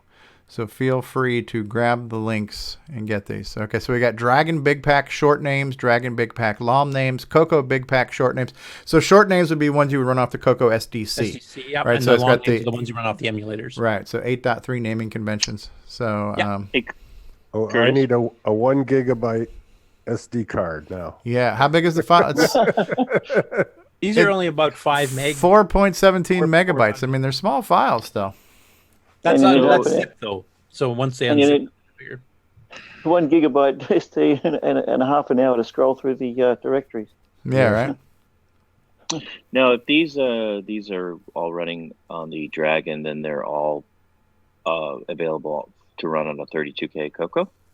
well, there's Coco versions right here. Yeah, Coco Big Pack short names, Coco Big Pack. Well, long names. I'm trying to get the sense of the size of the file. Oh, well, they work in 32K. I think so. Yeah, that's what I'm saying. Maybe it depends on the game. It's either 32 or 64. I can't remember. Some of them might need 64. From what I remember Pere saying when he first started porting these over. Okay. Yeah, and the forum is called. Just scroll up to the top so we can get the URL for this too. It is called. What the hell is it called? Archive. Dragon.org. Archive.worldofdragon.org. This is the official Dragon forum. So, yep. 60 says it's 33 megabytes unzipped. Inconceivable. Who has a storage device that can handle 33 megabytes of data? It must cost $1 million. We need a 64 meg memory upgrade for the Coco. We just put them all in there once and just run them at will. Yeah, very cool. The next batch, and it's one story, but it's multiple sites. And this I'll have to give kudos to Brian Wieseler for finding these because he posted about them on Facebook, and then I kind of found a few of the other links too. But basically, we saw a couple weeks ago there was the version of Temple of ROM, the ones that were taken from Radio Shack. The production samples, right? Out of business sale. So this was in the Radio Shack warehouse, and it was production samples. Yeah, they basically take sample cartridges out of a run and test them. So there's multiple other ones of these that have started showing up on eBay as well. Demolition Derby. Now, one thing I found fascinating about these, I mean, these are just from small runs at a certain window of time, and most of the ones we've seen here, and both the ones we saw previously and the ones we're going to see today, are from the 1988-89. So this is like well into the Coco 3 era, but most of these cartridges are for the Coco 1 and 2. So it kind of gives you an idea of, for games that are already 5 to 8 years old, how many were they producing to sell? Mm-hmm. And to help Steve by not having to do math, I added these up here for the ones I can read. So Demolition Derby, for example, between April 21st, 1988 and March 7th, 1989, which is a little bit less than a year, 4,650 Demolition Derby cartridges were made. Wow. Did they that's have a less 26 than number? that's less than one per store because there was more than 4,000 Radio Shack stores at that time, right?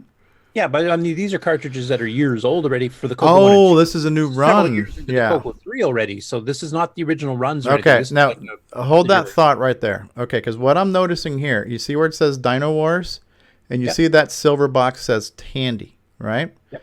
And there has been different packaging and different labels over the years for the games, right? So the original ones were the silver box with the black letters that said TRS-80 on the box. It was a standard box, right? Newer packaging and newer labels went to the Tandy brand for the cartridges. So if you're like a real collector and you want to get variants, there are TRS-80 branded cartridges. There's Tandy branded cartridges. There's the black on silver box that says TRS-80. There's the white on silver box that says Tandy. Some of them were sold in the plastic blister packs. So there are lots of variants of cartridges. If you're that much into collecting, you might, Yeah. And now one thing I wanted to ask, and I don't know if any of the people here that have worked at Radio Shack in the past might know the answer to this, but if you notice under part numbers there on the top, there's the 2.6 range, which was what the standard Tandy ones were. What is the 4.4 range? Oh, I don't know. Was that catalog on the online sale catalog thing? Maybe. I don't know. I was hoping maybe somebody on the panel, like I was hoping Richard would be here because he might know.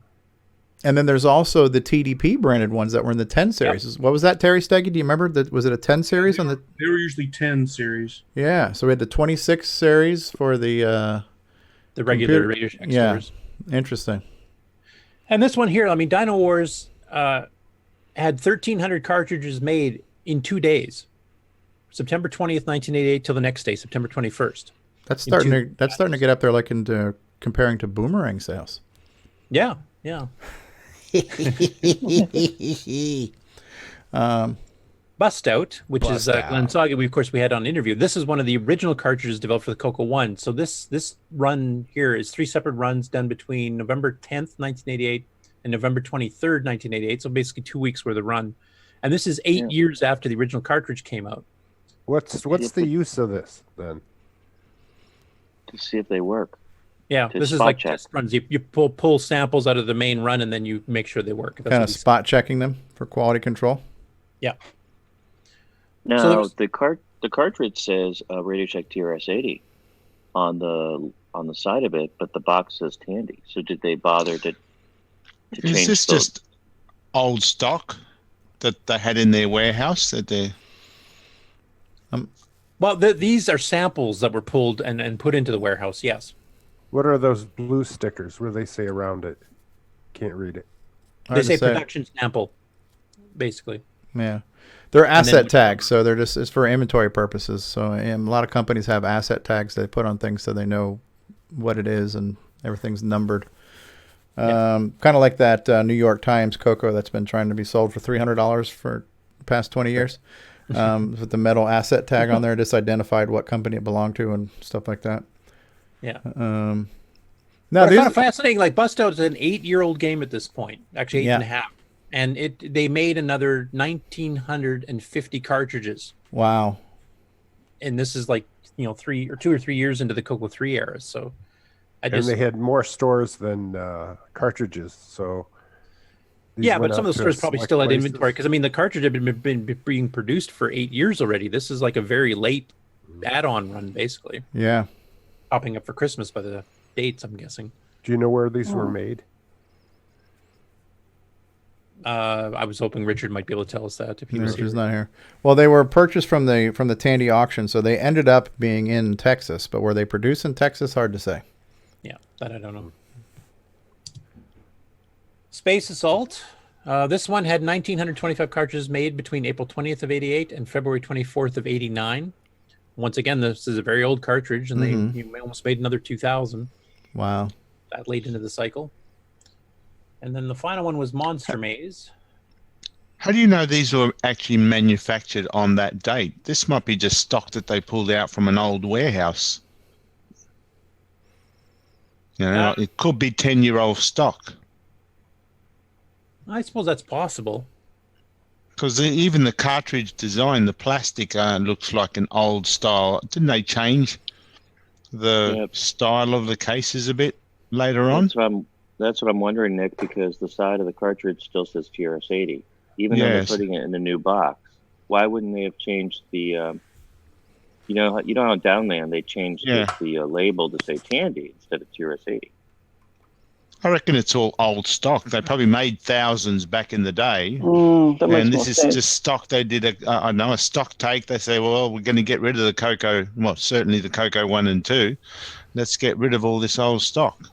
It makes a lot more sense than producing, a whole punch like a 2,000 why would you cartridges. Exactly. I don't think Tandy was so cheap. I don't think they would be just making new labels just for the sake of making new labels. So, yeah, you might be right. Or why would you make Dino Wars 10 years later or whatever it is, 8 years later? It's still in the catalog. So the thing is, Tandy is big on catalogs. They were a catalog-based business. It was in the catalog. They need to carry those items, right? I don't know. Well, if they would have made thousands to start with, and I reckon this is all old stock that didn't sell. Yeah, and they would have updated when they do the catalogs, they would have known what stock they had in stock too, like old stock of stuff, so they could say, we can put that in the catalog because we got enough of it to cover it without, incurring a whole pile of new expenses. Otherwise, bury it in some Mexican landfill. And they use cursive on the paper. Yeah, if I could actually read the headers here completely, and some of it's hard to read. Like quantity inspected is that one column with a smaller number.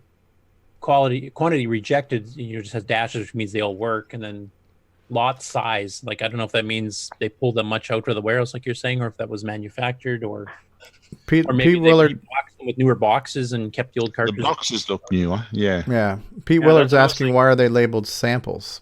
Then I don't know. They're quality control production samples. Like basically, you make a run of 2,000, you pull every 50th one, and you make sure it works. Yeah. Because you don't have time or money to physically test try everything. every single one. Yeah. Yeah, we used to do that at work when we were printing stuff too. Like we didn't check every single ticket we manufactured. We checked one every 1,000 sheets or whatever, and make sure the color keeps matching, etc. So it's quality control. So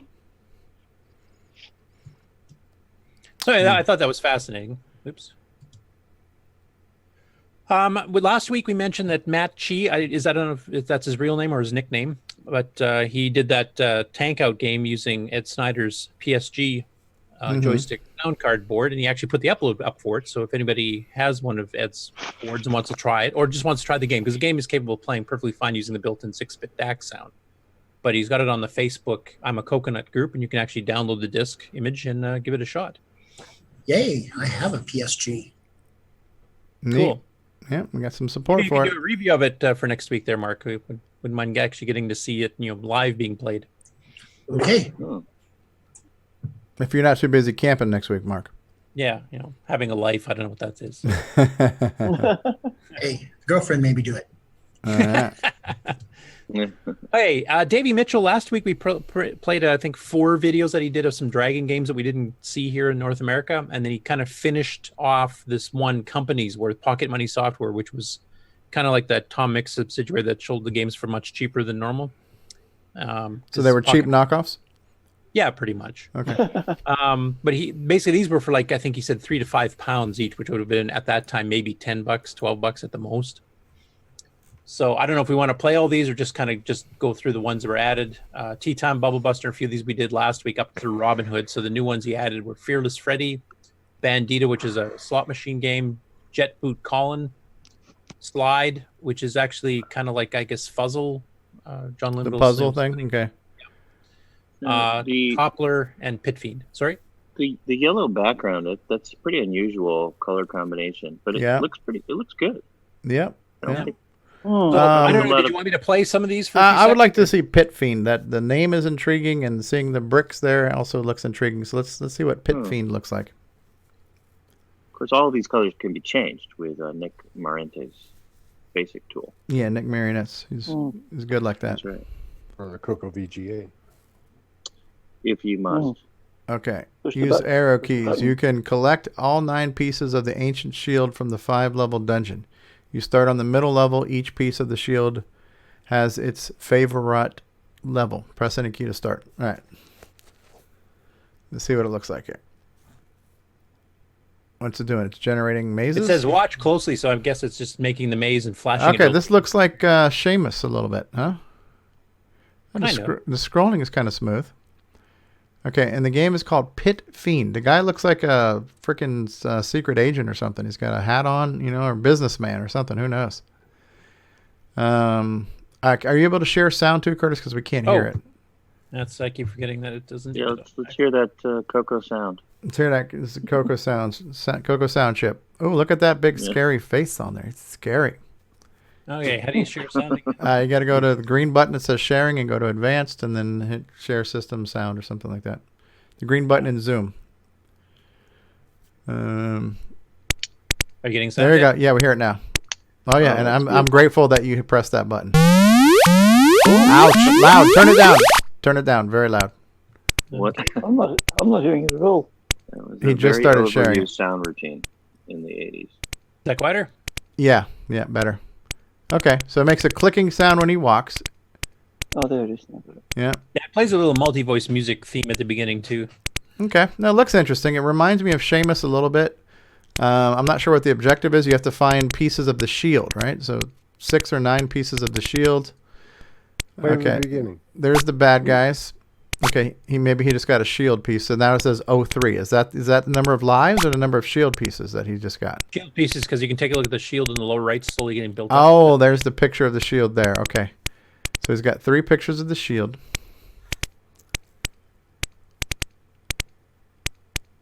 Okay, cool, interesting. It's a game I've never seen before, and yeah, that was interesting. There's a lot of old gems there, so yeah. Let's. Chris, what else? All these are. How all about of these Jet? are available on the World of Dragon. World of Dragon archive, I would imagine. Yeah. Yep. Go to JetBoot : Colin, whatever, you know. JetBoot colon. Oh, turn it down. Turn it down, Curtis. You're killing us. You're killing us. That's the noisiest colon I've ever heard. I'd be worried if my colon made noises like that. Seek medical help.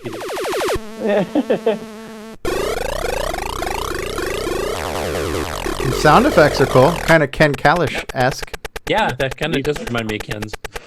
These stripes look like they would show artifacts, Yeah, potentially. colors. There might be extra colors in this game. So you have to land on the... Oh, you have to pick up a bomb before it... But that's kind of like bomb threat. Like the bomb is ticking. And you have to... avoid the saucers at the same time. Yeah, interesting. This is bomb number 7. Oh, that's the time on that. Okay. Yeah.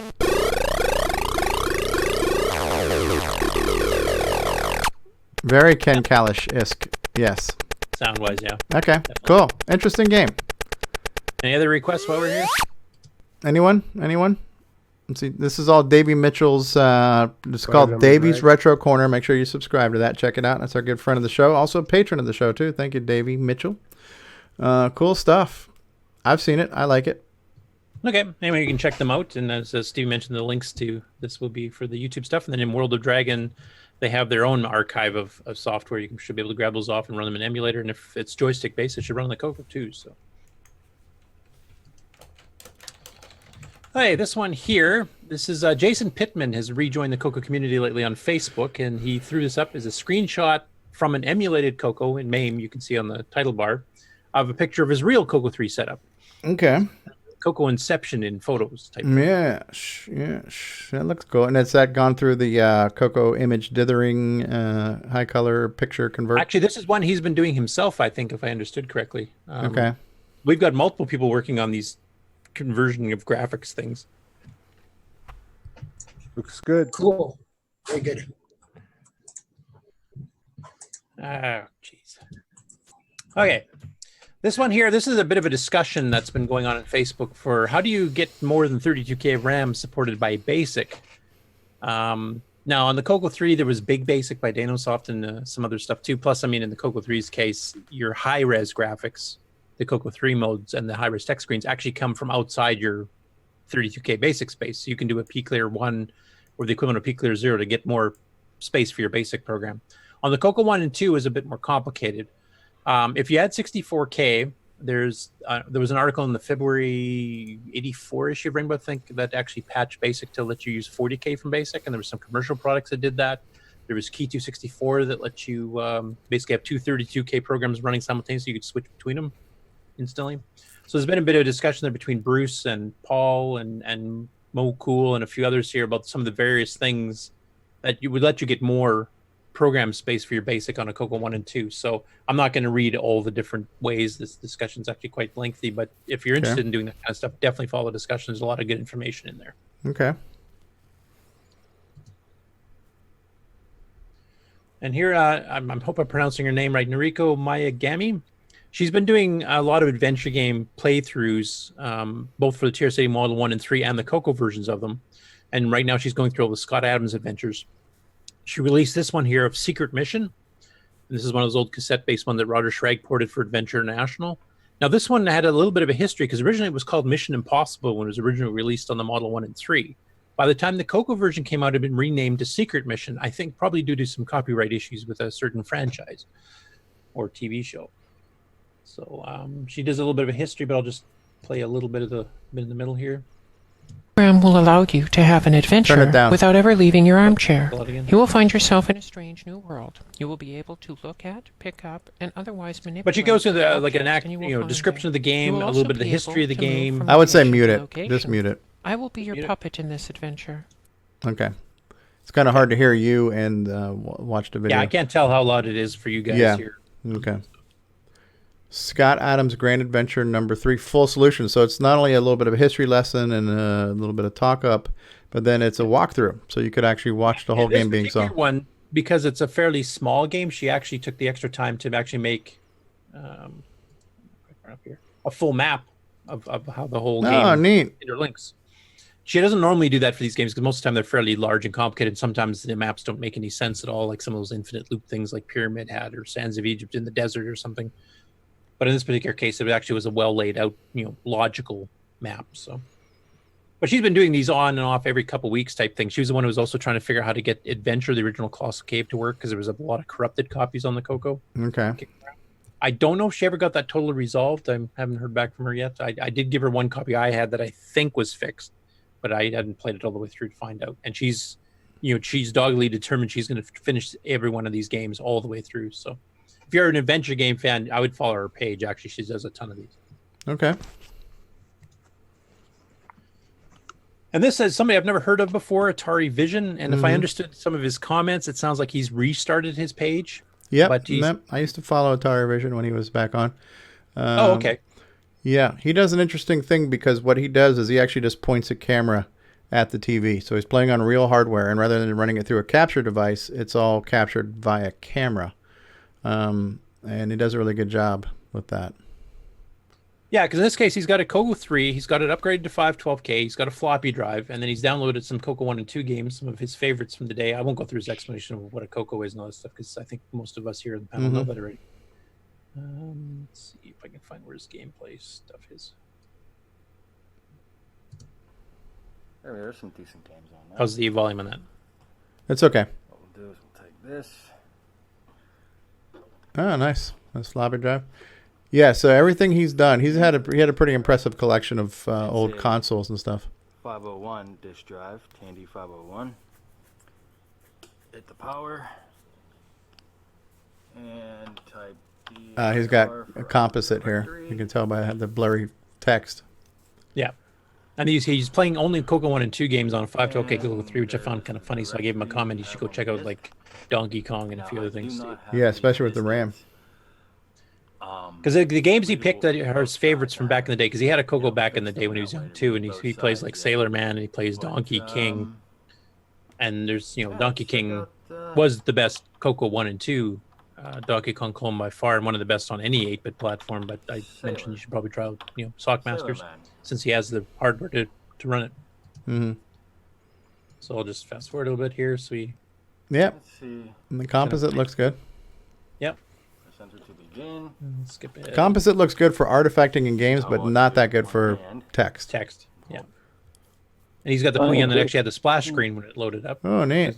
Never saw that before. Puyuan. Obviously, he doesn't have our patch yet. Yeah, honestly, but I gotta say, this doesn't look that bad. You know what I mean? This, even though these are not our favorite combinations of colors, Puyuan managed to pull it off. Yeah. Well, if it's a Coco 3, he's running in composite NTSC colors too. Yeah. This has to be my favorite. And of and course, Donkey King. Absolutely. This was a game changer. Yes, this is the one that really floored me. My first one that floored me was Astro Blast, because that was the first artifact I ever saw, but this is the first game I saw that actually beat most of the other 8-bits. Yeah. Anyway, he's planning on doing a lot more. He's kind of like I said, he's restarted his page by the sounds of it. And Stevie, you've had some experience with him before, so I'm hoping he does some more Coco related stuff. I have games on cassette. I have games on. Yeah, I'll have to find him. I'm gonna have to shoot him a message. So. I was following his page and his videos for a while. He did a lot of stuff with just a lot of different consoles. He played stuff on different Atari systems and ColecoVisions and Intellivision and stuff. So he's got a pretty impressive collection of retro consoles and games and stuff. Cool. Maybe we can give him some recommendations for some cool stuff, or even have him guest on when we're doing some of our game segments. Mm-hmm. And the final story that I have for today is from our very own Kieran Anscombe, or Sixie as he's known in chat. And he's been working on his online web-based XROR. So he's mentioned that it's coming along nicely, I think was his exact quote. So he's got stuff you can actually load in images off the website archive. You've got joystick emulation, you've got cassette emulation, you've got the various different machines, Dragon 3264, the Tano Dragon, Dragon 200E, various Cocos. What's a Dynacom MX1600? That's not one I'm familiar with. I wonder if that's a Brazilian clone. Oh, is it? Let's see the screen for it. Switch it over and see if it reboots. Disc extended color basic. So it's probably a clone. Right.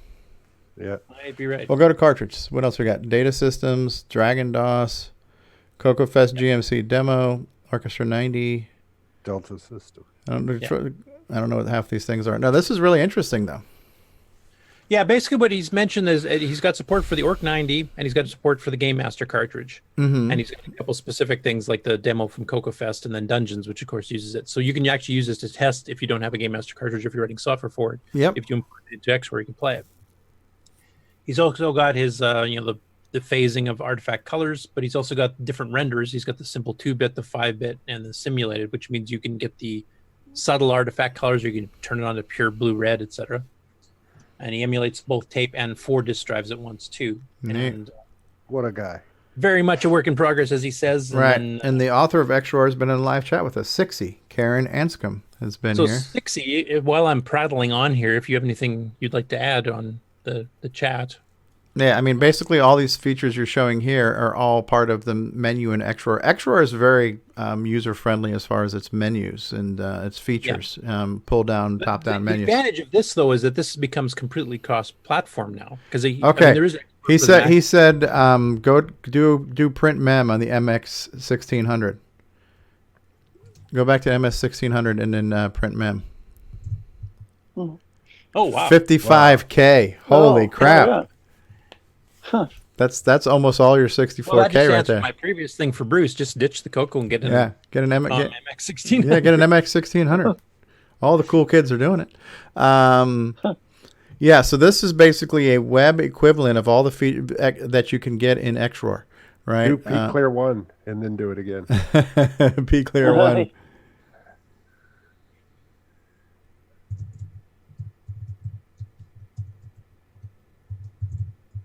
$60 freaking K. $60K. That was $55K with graphics memory reserved. Wow. That's you got a plus and not a colon in there. Yep. Very important to a semicolon. You and your freaking Apple keyboard. One of those stupid remap keyboard things here. Load your mouse driver high. And we have a host topic discussion in a minute because James Jones asked a question of composite or composite.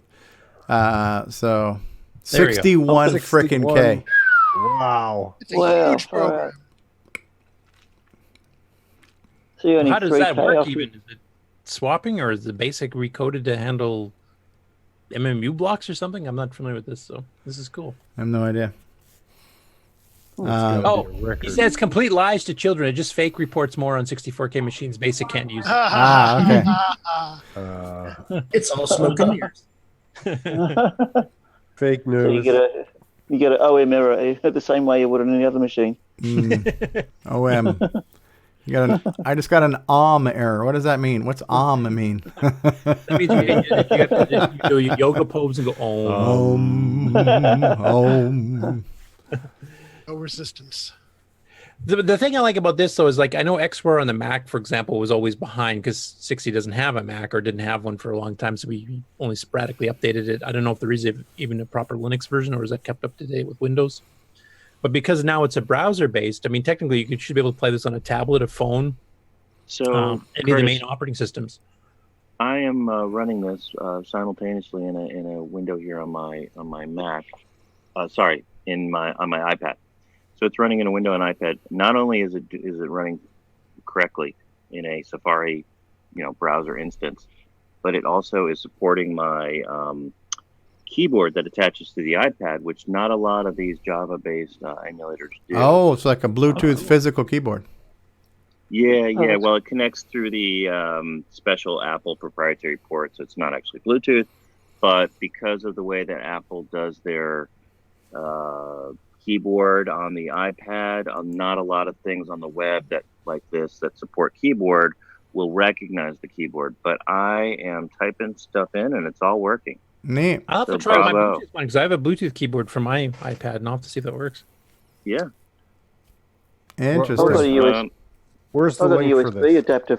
I've got a USB adapter for PS2, not PS2, for a PC keyboard and mouse for my Android phone as well that works. It'd be interesting to try it on that. Yeah. Where's the link? I just noticed that it is converting my keystrokes into Coco keyboard keystrokes. So I had That's what it was doing to me here too. So I think that's part of itself. You have to do Shift 2 to get a quotation, but yeah.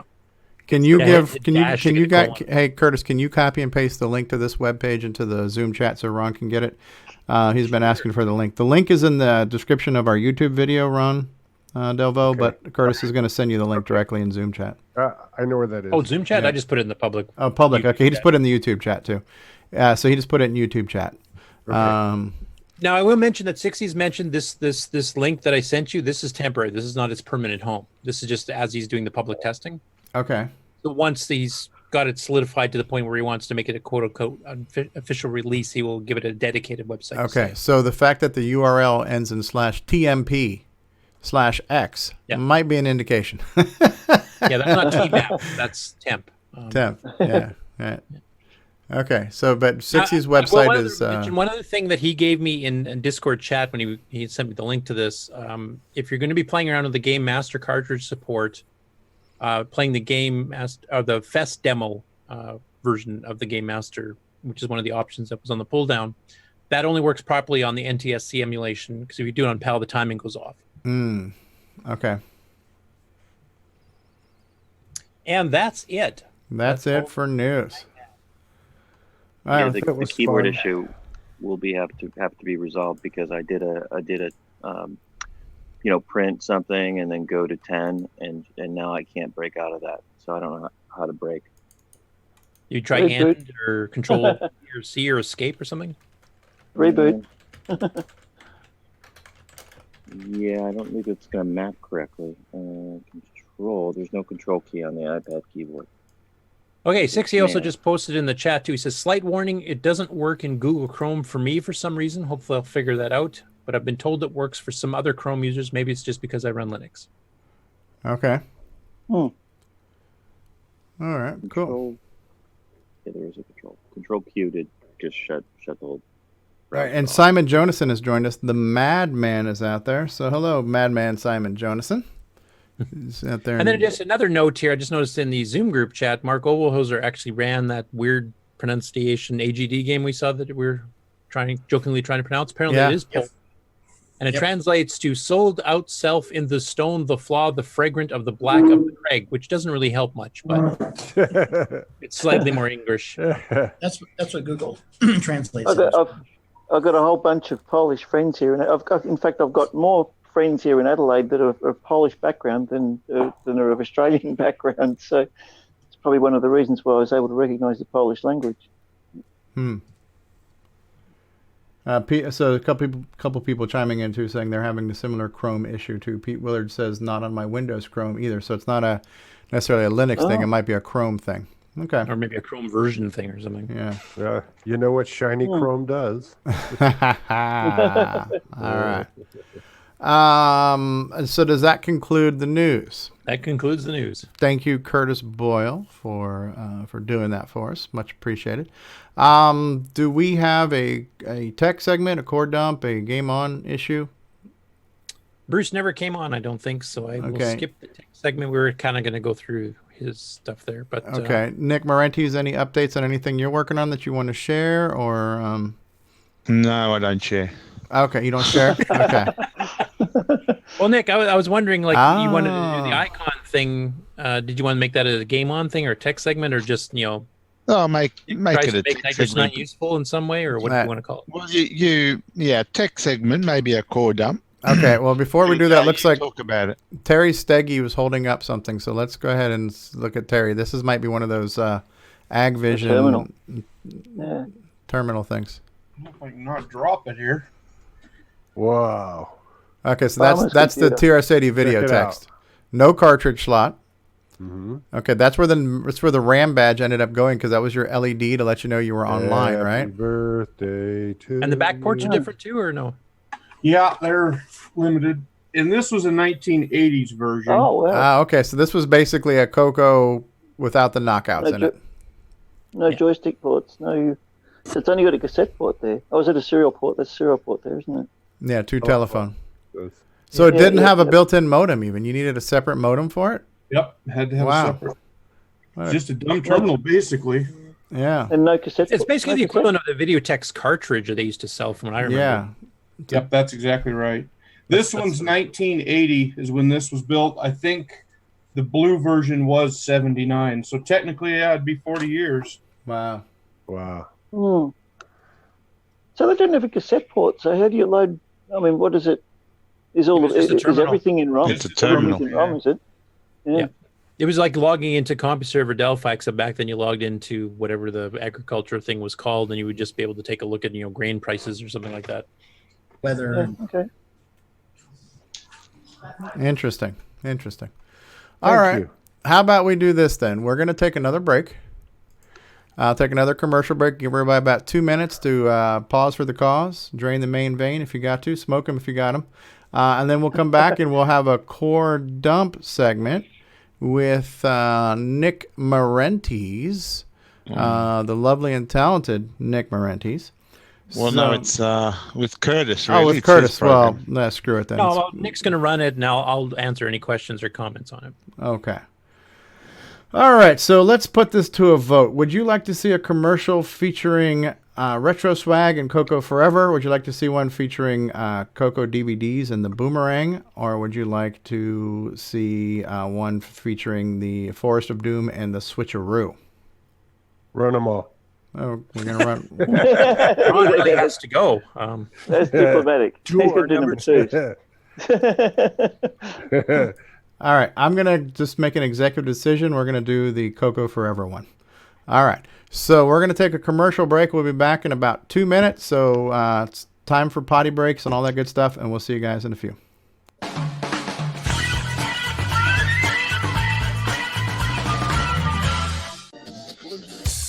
Hey, have you got your Coco 3 yet? Hi, this is Rick Adams, author of Temple of ROM and Shanghai, and you've tuned into CoCoTALK, the nation's leading live talk show featuring the Tandy color computer.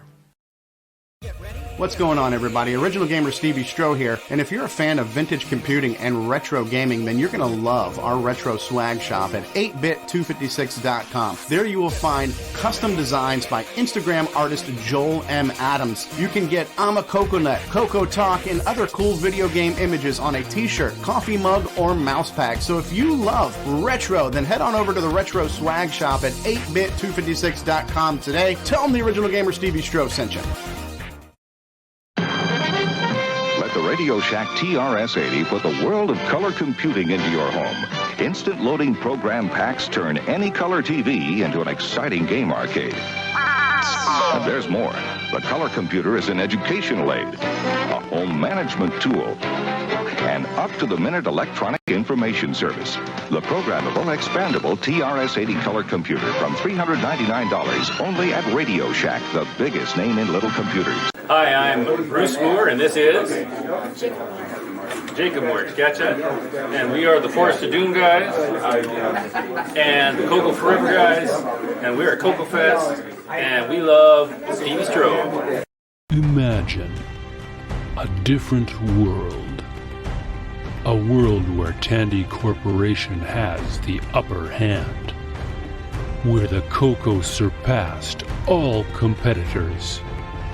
And all you have to do is travel back in time without making a single mistake. Coco Forever. How does it feel? I'm still believing. You definitely earned this office. Yes, you're too kind, and thank you. You want to grab some food before we head back and look at that Alt Reality OS9 module? It's only 40 years past due, but yeah, sure. How does it feel?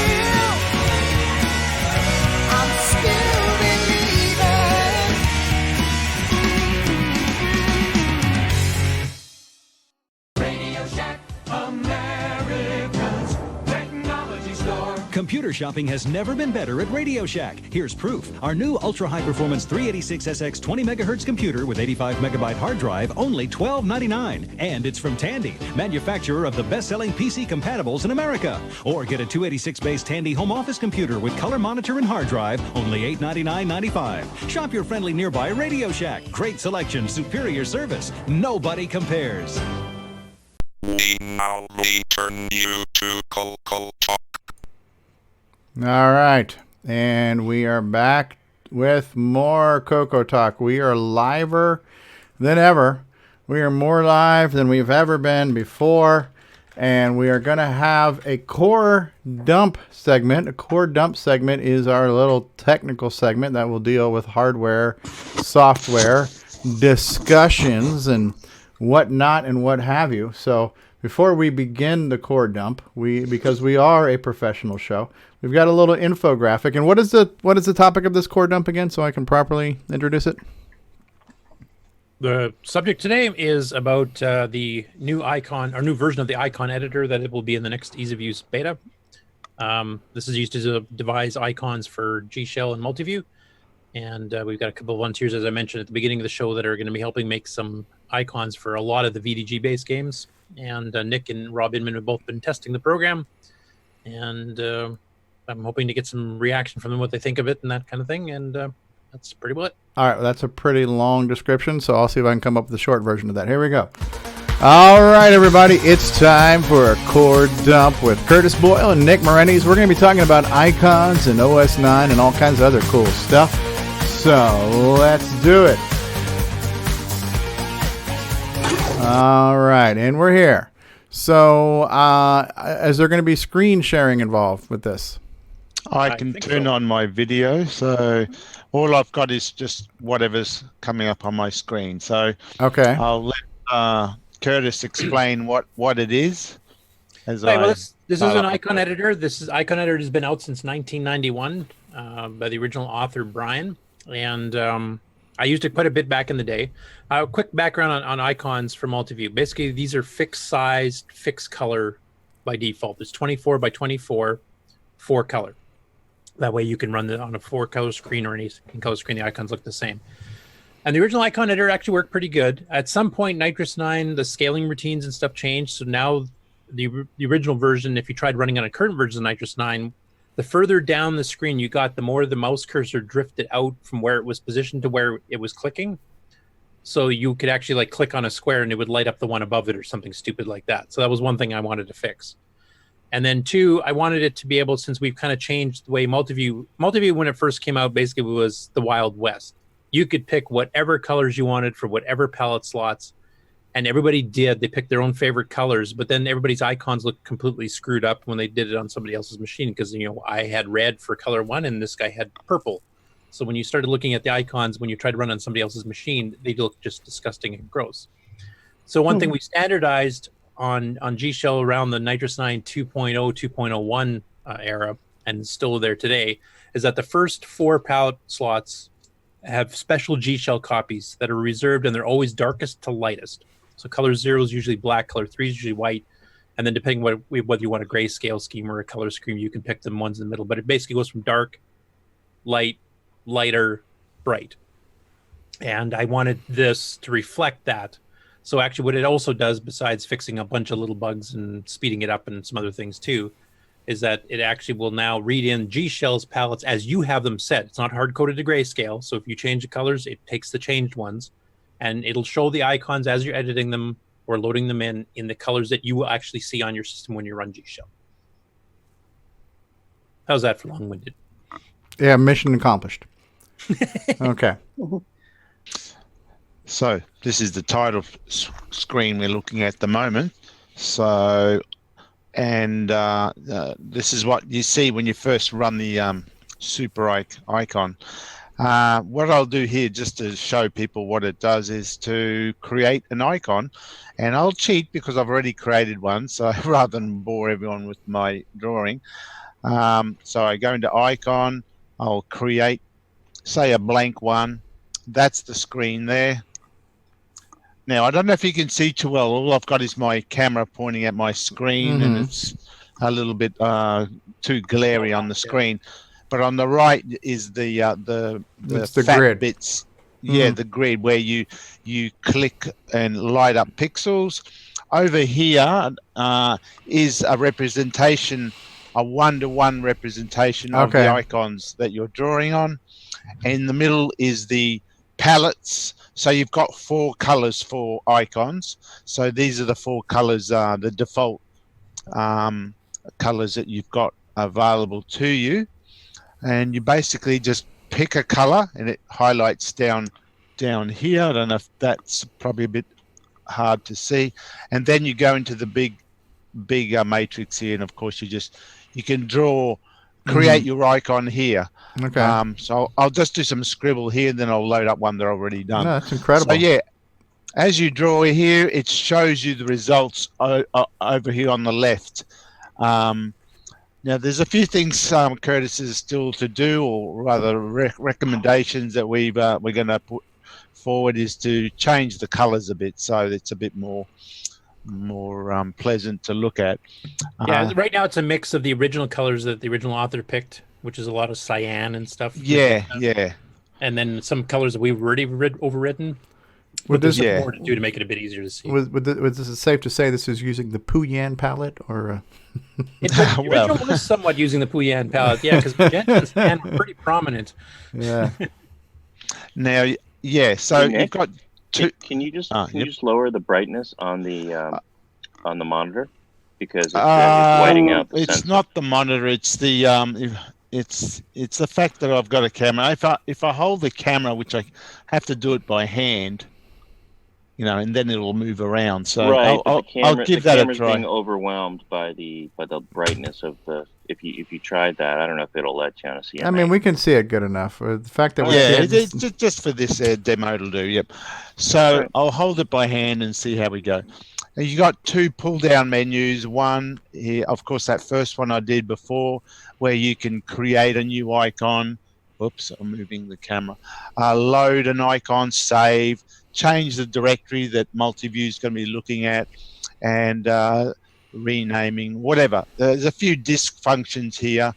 Under the tools menu, once you do create your graphic over here, you've got under tools, you can shift the entire image to the left or right. So, if the image, you need it moved over left or right, up or down, you can shift the whole thing without having to redraw everything.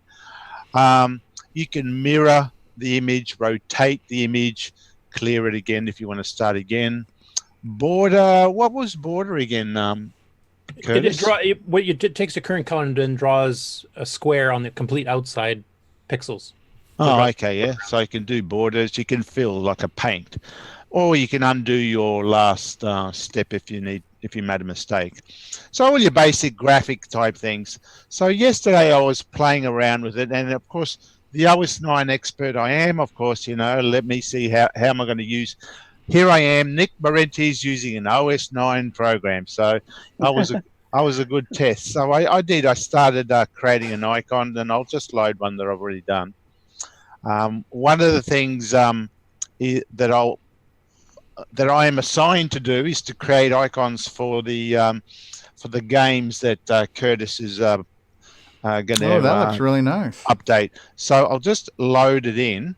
So load it in. You can see it shows you when you go to load your icons in, it shows you all the ones as a graphical menu. So you can just point and click at the icon that you want to load in, and it loads it in, and it shows you on the left here, old really icon, cool. New icon, and you draw it here. So this is the King's Quest 3 icon that I just drew up, and I'm trying to keep the grayscale look that I created originally on that groundbreaking trash can icon that's in there. So I'm trying to keep that look with all the icons I do. But the King's Quest ones, for example, they'll all have this crown, and the number on the bottom will change. So it'll be 1, 2, 3, and 4 under the Coco.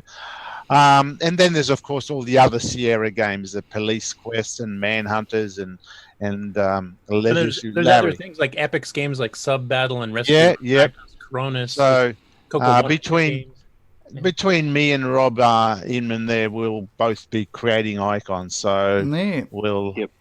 And that's basically it. It's just it's going to give multi-view a nicer look, where you've got icons that you can click on that look look similar to the game that you're running. Like in this case, a crown for King's Quest. So yeah, but I found it. You can just change the ones that arrive on Ease of Use 5 if you don't like them. Just load it in. That's right. So you can edit existing ones. So if you don't like one, you can change them and make your own. But I was apart from making icons, my test was to also see if there's any bugs, and I didn't find any major bugs. You find one that's not really a bug. Nitrous 9, the way it works, if you're trying to open a floppy drive, if you don't have a floppy in it, is that it'll turn the motor on, figure out there's no index pulse, and then patiently wait forever until you put a disk in. Well, Nick tried running that on the SDC, which doesn't have a physical drive. So when he did not have a disk mounted, it would just lock up forever trying to read a disk image. Just doesn't exist, and you can't get to it because it freezes the machine up. So I didn't do that. Yeah, it was asking me, what drive do I want to look at? And I being the OS 9 Luddite that I am, I just popped whatever was in my head. I hit D0, so I typed that in, and of course, that was wrong, and it hung. I said, "There you go. It's only been 5 minutes, and I've crashed it." But so literally, that was maybe the damn thing, and then he sends that back. Yeah, that's right. So maybe some error checking we can add in there. So it's just little things like that. Overall, the program worked fine. We'll probably do some cosmetic changes to give it that $1 million look. But as a non OS 9 user and a total Luddite and even a critic, I've actually found it to be quite good. It worked. It didn't crash on me, properly crash on me. And I managed to put together an icon that saved it out. And there it is. So from someone like me, this was a good experience in using OS 9 and multi-view, which I haven't really experienced much in the past. I was able to get in there and do my job and exit out, and was all fairly pain-free. Wow. What very kind good. of experience did you say you had with that? Good. Shock and awe. Well, that gives me hope as a OS 9 Luddite as well. So get into it and try it out and experiment too with it. So Curtis has been working hard to fix the problems of OS 9 for a long time. There's still problems to fix, but you can see he's on the right track. Gradually getting better. Yeah, Curtis is going to be Man of the Year next year. Yeah. And the program, when you compare it to the original, the current one now under EOU and everything is actually running faster than what it was. So a lot of the optimizations Curtis has done, we're now seeing benefits in programs that use the OS 9 libraries that he has optimized. We are seeing that benefit in programs. Yeah. So programs that use those same libraries. So I will mention too, this program, except for a couple of semi-language routines to do the rotate and stuff, because that's a bit more compute intensive. The entire editor and the loader and saving, all that stuff, and most of the editing features is all basic 09. The only parts of the ML thing are for doing rotates and shifts. Yeah, so this is a basic program. Yes. So it's pretty easy to modify. Yep, the source code will be included on Ease of Use, so if you guys want to play with it or just learn how it works, how to do menus and everything else too. Speaking of the speed increase too, I mean the speed increase. I just changed which calls or which graphic functions he was using. Like originally, the person that originally did it, because back in the old days when Multiview first came out, doing a paint command was about as fast as drawing a filled box command. And we've optimized the filled box command to be quite a bit faster than paint. Paint's been optimized too, but not to the same extent. I actually have two little short 15-second clips here of the original flood fill version running under Nitrous 9 Ease of Use, and then what the new version using the bar, if you want to see the speed comparison. Yeah, if you can share that, go ahead. Yeah. I want to say there's 3 words that best summarize this, and those 3 words are Ease of use. Awesome. Ease of use.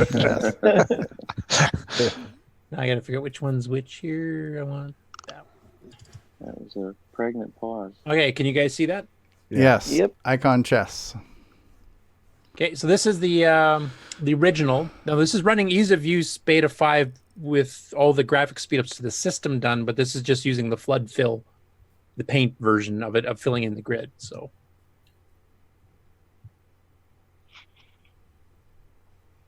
And this is before I started doing color changes and stuff too. So.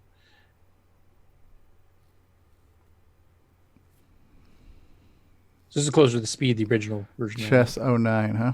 Okay. Yeah, this was actually a modem chess game for the. Oh, neat, because you have the telephone and the phone. Yeah. Okay. That one, and now I got to switch to share the other one. Karen's asking if we install a 6309, can we get animated icons?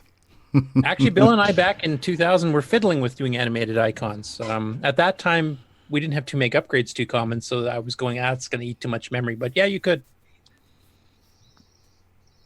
Okay, so is this one going to be faster or slower? This will be faster. This is the newer version. Now, some of the colors I had started to change, but they weren't the final ones that are even in the current version, and we're still making changes too. So excuse the fact the colors are different. Oh yeah, much faster. The grid drew a lot quicker. Okay.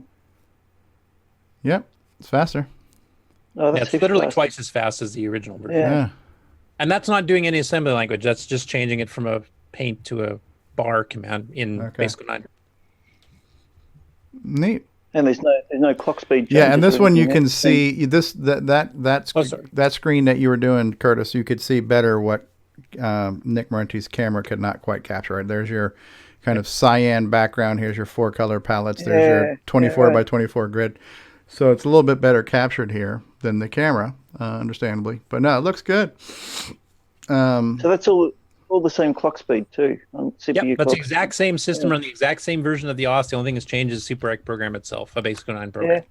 Yeah. So we're seeing just purely code optimizations there. Yeah. Yeah. Wow, that's impressive. And all those optimizations that you saw there that sped everything up was all the basic stuff. There was none of the assembly routines. Yeah, that's really impressive.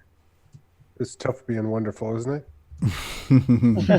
I wouldn't know. Yeah. Every time I say that to my wife, she says exactly the same answer. For 44 years. Wow. That is something else. Pretty cool. Anyway, that's one of the. This is one of the first Basic 9 full-blown apps that I've redone. So this is like a standalone application. I was originally thinking of putting the utilities folder, but it's actually more like a real app. So I'm hoping to see a lot more of these. And also there's going to be a lot more Basic 9 source code stuff for other things too that I've been working on or have worked on in the past.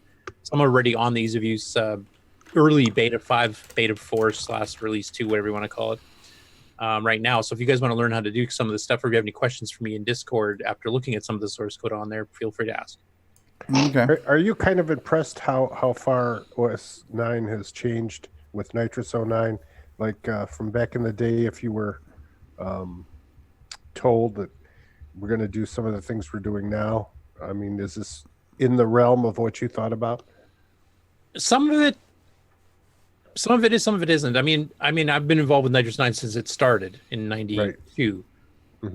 And I was out of the picture for about 10, 15 years. And some of the stuff they did there were like adding drive wire and stuff did impress the heck out of me. The speed ups and stuff, I mean, most of that stuff was done by me, Bill, Wes, and Alan back in the day. So I lived and breathed it as it gradually got faster. One thing I would still like to do, and David and I have talked about doing this, is to do a comparison, like take stock OS 9 level 2, stock multi-view from 87, 88, and run some of these exact same programs and demos to show how far we've come since the original days. Like the icons looked like crap. Everything was dog slow. Yeah. Even on a 6809, it's a world of difference. You throw 6 dog slow. Oh, you probably ran it recently, the original ones, Ron, so you kind of know what I'm talking about. Oh yeah. Yeah. It's night and day. It's like you upgraded from a 286 to a Pentium type of thing. Yeah, wow. Very cool. We're very thankful for all your time that you spent. I don't know if we say it enough, but well, Jim Brain's not, because he wants me to get back to work on the CoCoMem Junior. So now I bought myself some time because I'm making these guys do all the icons. Bill's adding a new system. You're delegating. You're delegating. Yeah. So Bill's going to be doing that. Once he gets that done, I'll switch back to G Shell, and then I'll get it to be able to launch all these games, which is the next step. But he has to get that part done, and I need some icons to put on there. So I'll be back on the CoCoMem Junior for the next little bit. Now David O'Connor here, not to take us off this, but David O'Connor has done a miraculous innovation. If you go to his camera, Stevie, I don't know if you noticed. You noticed. What's the innovation? I tried an experiment. Oh, you plugged it. You plugged an MPI into an MPI, and is your computer still booting? Does it work? It certainly is. It's running there. I'll just turn it off and I'll reboot it, and you'll see it boot. See if we can go back to there. We'll see. You can see the light. SDC. The SDC light just come on. Hold on, I'm trying to find your camera here. Oh, hang on, I'll turn it off and I'll wait until you go back onto my camera. Okay, yeah, okay. You're on. You're spotlighted. Yep. All right. Now, hopefully I haven't overexposed too much, but we see the SDC light come on there. It's come on. It's booted up. All right, so you've got a multi-pack plugged into a multi-pack, and it booted. Yep. They said it couldn't be done. I didn't think that would even work, to be honest. Now, have you got a third multi-pack that we can try this with? I wonder if Ed Snyder's done this. The only problem we do have is the first 3 slots on the bottom multi-pack. The Coco SDC is in the way, and there's no room to plug anything into the bottom 3, so I've still only got 4 slots. There's a term for that. It's called C blocking. So what's going on there is they're being cartridge blocked. What if you put it in the first one? Don't try this at home. Yeah, if you put it in the first one, it would be better. Yeah, if you put it in the first slot, then you'd have the slots behind it. Yeah. So shut it down again and put it in slot 1. Yeah. Except that would his work. feet on the bottom. David is professional. Do not try this at home. Oh, except there is a stand on the bottom of the Mega Mini MPI, and that would block a couple of the ports. And I like the effect you've got there with all the smoke billowing out the back of it now. The other thing I will have to do, I'll have to try running. I haven't got it plugged in here, but now because these have got the OPL3 chip in them, each one of these has got. Oh, you've got 2 chips now. Yeah, it'd be interesting to run Ed's chip tunes player and see if it plays out of both outputs at the same time or not. Interesting. Now, his OPL3 is what, a 16 voice chip? I don't know. Polyphony, I'm not sure. You can do 16 out of each side that way, right? 32 voice. You can do 16 stereo voices on each side if you could get both to run. Or quadraphonic audio if you could access them separately. So that's right, yeah, because it's stereo too. Yeah, you could do surround sound on a Coco. Yeah, there you go. Yeah. Now I'm intrigued. Now, credit where this idea came from our executive producer, Ron Delvaux. Let's give credit where credit is due. That's right. And all the work that Curtis has done on ease of use has been overshadowed by completely. Yes. Completely upstaged. Loading the texture program off the SDC. The light's on now and it's running. Wow. An SDC plug work. An SDC plugged into an SDC. It's SDC Inception. Or MPI Inception. MPI plugged into an MPI. Okay. So I've technically got a 7-slot, if I can physically access them all. There's 7 slots there. Not bad. David could run 28 floppies off that.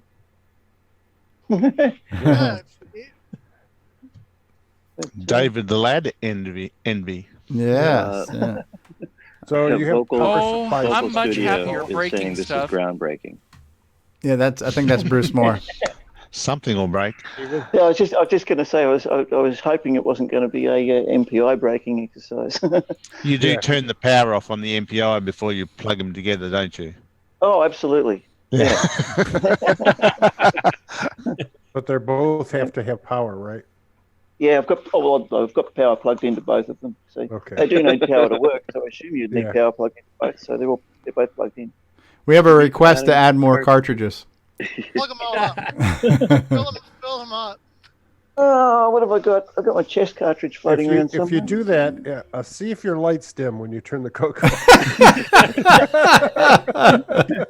Just so we know, what's the Australian number for 911? It's upside down, so it'd be 119.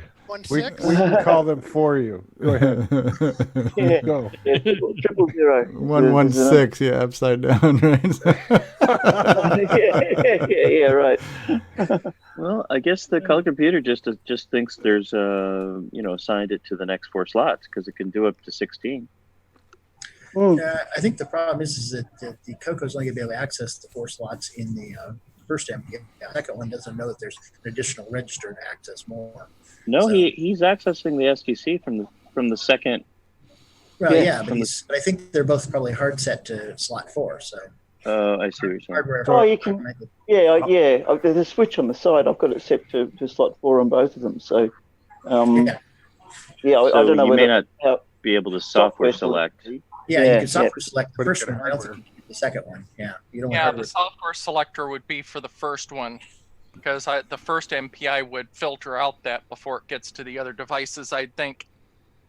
So let me try. I'll just turn it off. I'll just plug the SDC into slot 2, and I'll change that on the switch. I haven't seen Bruce Moore this excited. I didn't see you turn the power off. Oh, all I did was unplug the cartridge. I don't need to unplug the power when I do that. You do. I turned the power off to the computer. You should be unplugging the power to your multi-pack when you plug and unplug your cartridges. Yeah, you are always really? Okay. Yeah. All devices. That's why I asked before if you turn the power off on the multi-pack first. Okay, no, I've actually never ever done that. You kind of lucky. Okay, all right. All right, let's. Yeah, you would, since you're using 2, you would have to send you my address to post that multi-pack to me once it blows up. Jeez. All right, well, it's still working. I just turned it on. The lights come on. So, ooh. Uh-oh. Doing a weird thing there. Something turned green. Have to go. Something turned green just before you turned it off. Let me try that again. No, it's come up. Yeah, that's not good.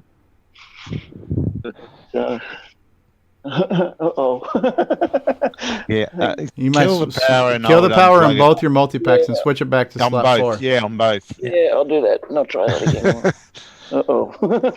It's all someone's going to need some repairs. Okay. Good with a soldering iron. You may need it. No, it's still doing it. Okay. All right. Let's just try plug. Take out the multi-pack. So unplug the power from the multi-packs and then just go back to the straight. I'll just board where it was when it was working. Yeah. Aboard. I would suggest. I would take it out. Yeah.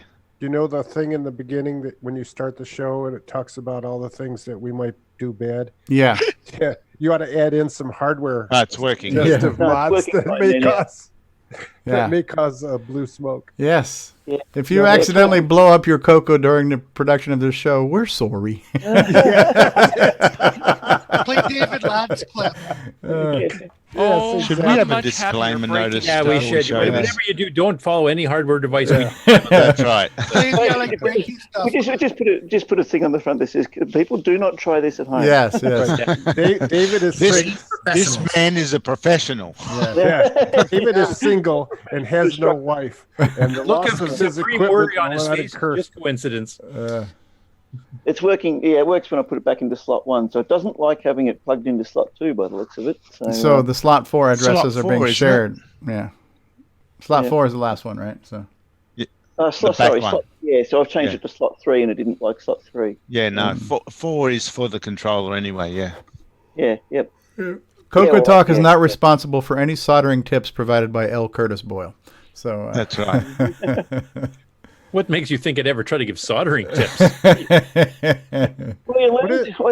did learn something very valuable there, as I didn't realize that I actually had to disconnect. Absolutely. It's safer.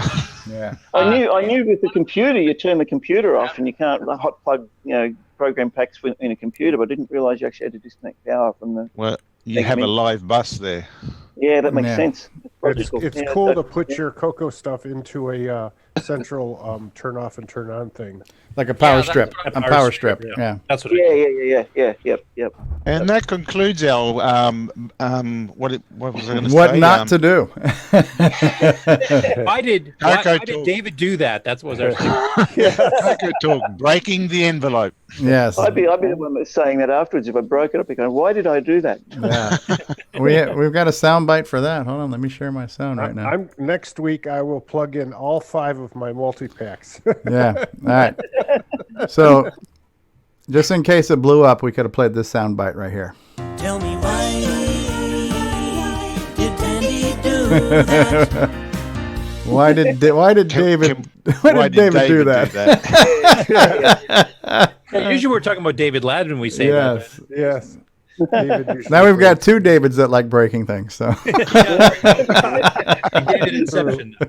What have we learned today? We've learned don't take suggestions from Ron Delvaux. Hey, I do have a question for you guys. When I'm changing graphics mode on the Coco 3, if I'm in normal text mode, like the boot screen that comes up, the screen is a certain size. And then when it's loaded, when I first load this demo, it's the aspect ratio in the picture is actually the wrong size. Now, if I unplug the composite signal and then plug it back in again, it's actually the correct size. See, I changed size there. Yeah, like there's a sync issue with the signal or something, and it has to reset the sync signal or something to the TV. Is that RGB, the other setting you had? No, I'm running composite output there. That's a composite output out of the back of the Coco. Yeah, and it's not just that TV. I've plugged it into a professional Sony monitor and it does exactly the same thing. I think part of it's the fact that the composite is borderline standard, like within specs. Yeah, that's what I was kind of guessing. It would be something. The Coco is notoriously bad for being right on the edge of actually working. Yeah. I found that out when I was doing my composite mod design for the Coco. It was the sync pulses were all over the place. And that was a question James Jones had earlier. What is a proper pronunciation of composite or composite, right? So tomato. Seems like most non-Americans like to say composite. Whereas in America we say composite. Composite is what I used to. English. My main qualifications actually in electronics were originally as a radio tradesman, TV repair tech, and so we worked on repairing these things all day, and everybody in the industry here in Australia pronounces it composite. When I first heard it pronounced composite, I thought, oh, what's that? What is that? Show us your fingers. How many times have you tested the flyback with your finger? Too many, more than I'd like. Next week's show, we'll have David put his tongue on the flyback lead. Wow. Or 27,000 volts on a tongue. That segment will be titled "David Gets His Afro." Yes. This week on Stupid Human Tricks. If you'd like to see these stupid things, please contribute to. Yes, right. we need a new Patreon account for medical expenses. I think we need a segment called "Don't Try This at Home." Yes, we should have a "Don't Try This at Home" segment. Lord.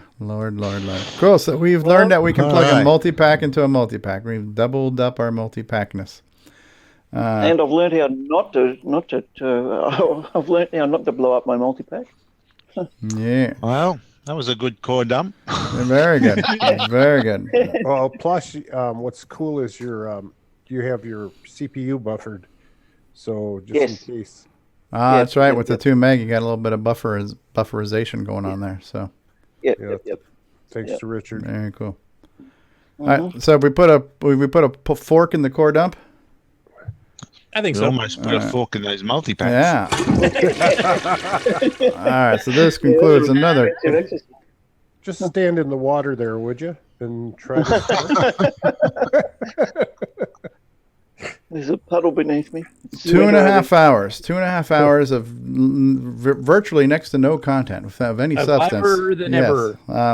We still have 32 live viewers. Thank you all 32 of you being here right now. Thank you. Yes, you're too kind. Thank you. So yeah, this is our first episode where we are actually live streaming audio. The audio version of this podcast can be heard on Spreaker Live, and the replays will be available too. When you look for CoCoTALK now, wherever free podcasts are sold, you may see one or two versions of CoCoTALK available. The new version will be called CoCoTALK Live, and will have an updated logo with the word live on it. This will let you know that you're seeing the new feeds, including our live audio podcast. The old feed is still going to exist because we're going to use that to continue to feed iTunes. So for those who want to watch the video replays of these shows and download them to your device to save bandwidth, they will still be available on iTunes.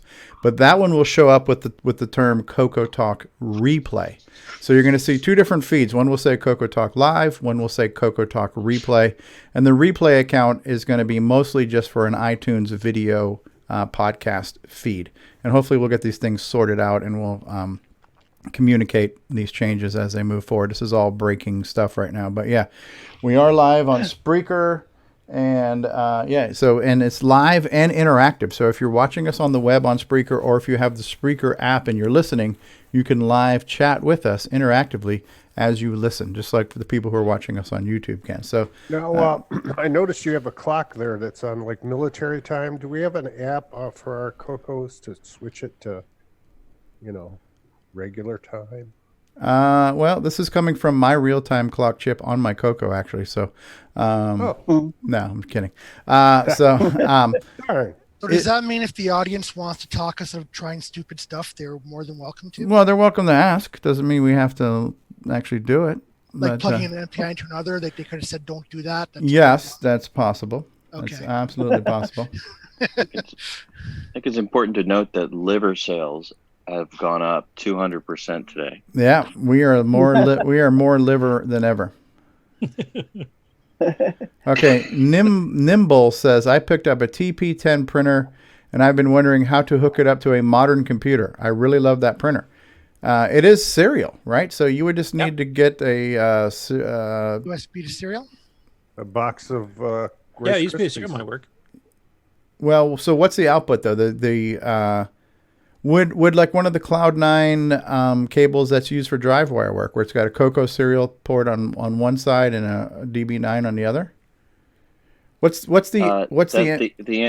The answer is yes. Yes.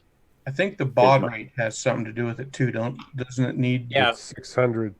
600 by default when you turn it on, but you can change it with a poke up to Okay. nice. What is the TP? I know we called that the toilet paper printer, but Thermal. It's thermal. Now, is that a standard roll that you can still buy today? Because he's asking that the paper in the right size might not be easy to get. I bought fax paper, and you can cut it to size and put it right in there, and it'll work. Okay, so a roll of fax paper would work, and you have to use like one of those cutting blade things, like guillotine, hacksaw. I use blowtorch. Kitchen serrated knife.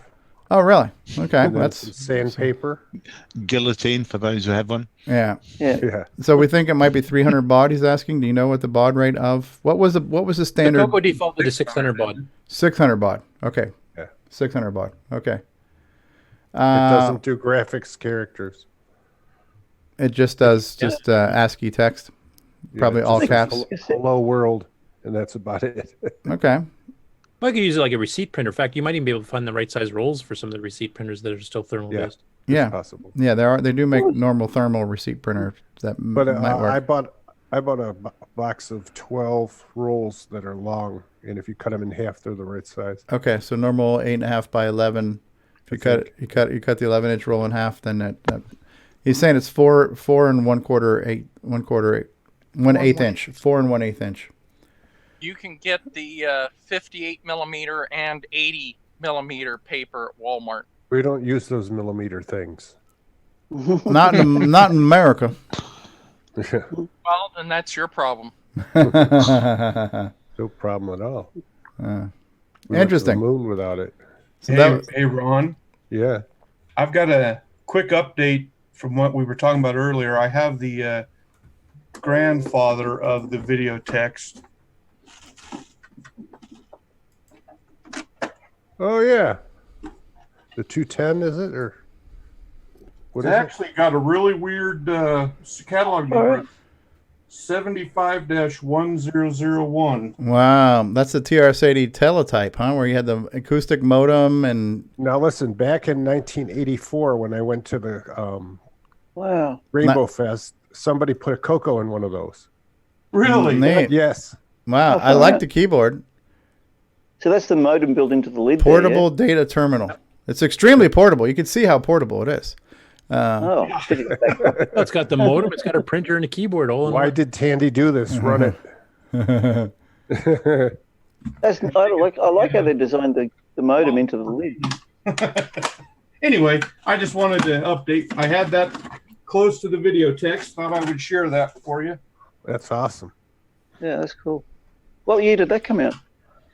I think that was 78, I think's what I was reading.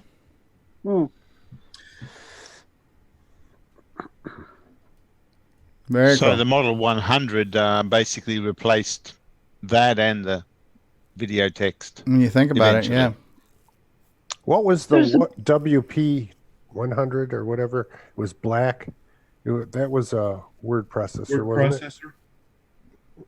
Yeah, that came out after the Model 100 102, right?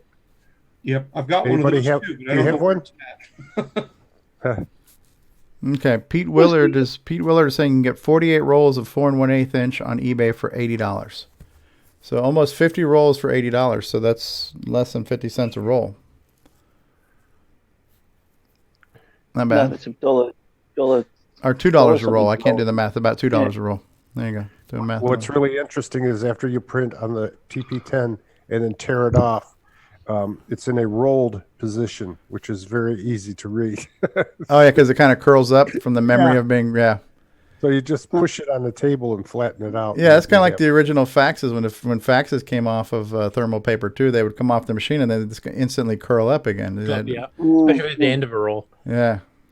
And don't leave it on the dash of your car. Oh yeah, exactly. Yeah. It That's the encrypted version. Then. Yeah, I mean that's even that even happens when you when I buy a pizza and I have that little thermal receipt and it's sitting on top of the box as I'm driving home. By the time I get home, the receipt's freaking brown from the heat of the box. You know, Yeah, the pizza's heated up. Yeah. I needed that receipt. I was gonna claim this pizza on my taxes. Now what am I gonna do? One time I had to have it reclaimed, or whatever. And so I took a picture of it and then put it on my software, like Paint Shop Pro, and I played with it, and I was able to get the text back just by manipulating the. Yeah. Yep. Play with levels. Did you fiddle the nibbles? Yes. Okay.